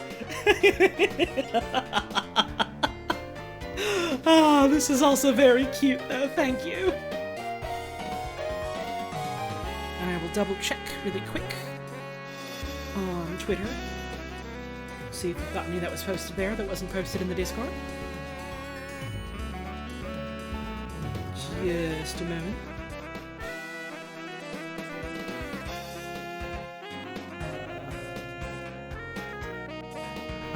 Looks like no. It looks like it's largely just people enjoying the picture of Has-Been that I posted earlier, which I'm okay with.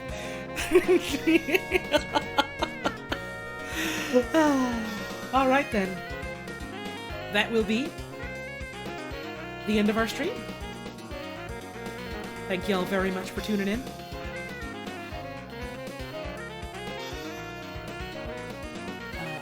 Is Gur still alive? I wanted to raid Gur if he was still going. Yes, he is. We're gonna go raid Gur. Get that rolling. Gur is checking out some Dark Souls 3. Which, I can't watch because of the spoilers, and because I've also got other things to do, but if you're sticking around for that, hope you enjoy. Have a wonderful time. Show him the same respect you showed me today. All that good stuff. Thank y'all very much for the support today. All the subs, all the tips, all the bits. Very, very much appreciated. So thank you all very much for that. I'm gonna be live again tomorrow at around 12:30 again. I'm gonna do a little something I've been wanting to try for a while now, wherein I make a bunch of baseball NPCs fight each other in a Super Nintendo game. I think that'll be a fun time. And if it's not, then I'll do something else. So maybe I'll see you then, or maybe I'll see you around some other time. But no matter what happens before we head off, I'd just like to say, have a wonderful rest of your day. Thank you very much for tuning in. Make sure you're taking care of yourself, taking care of the folks around you. And I hope to see you again soon.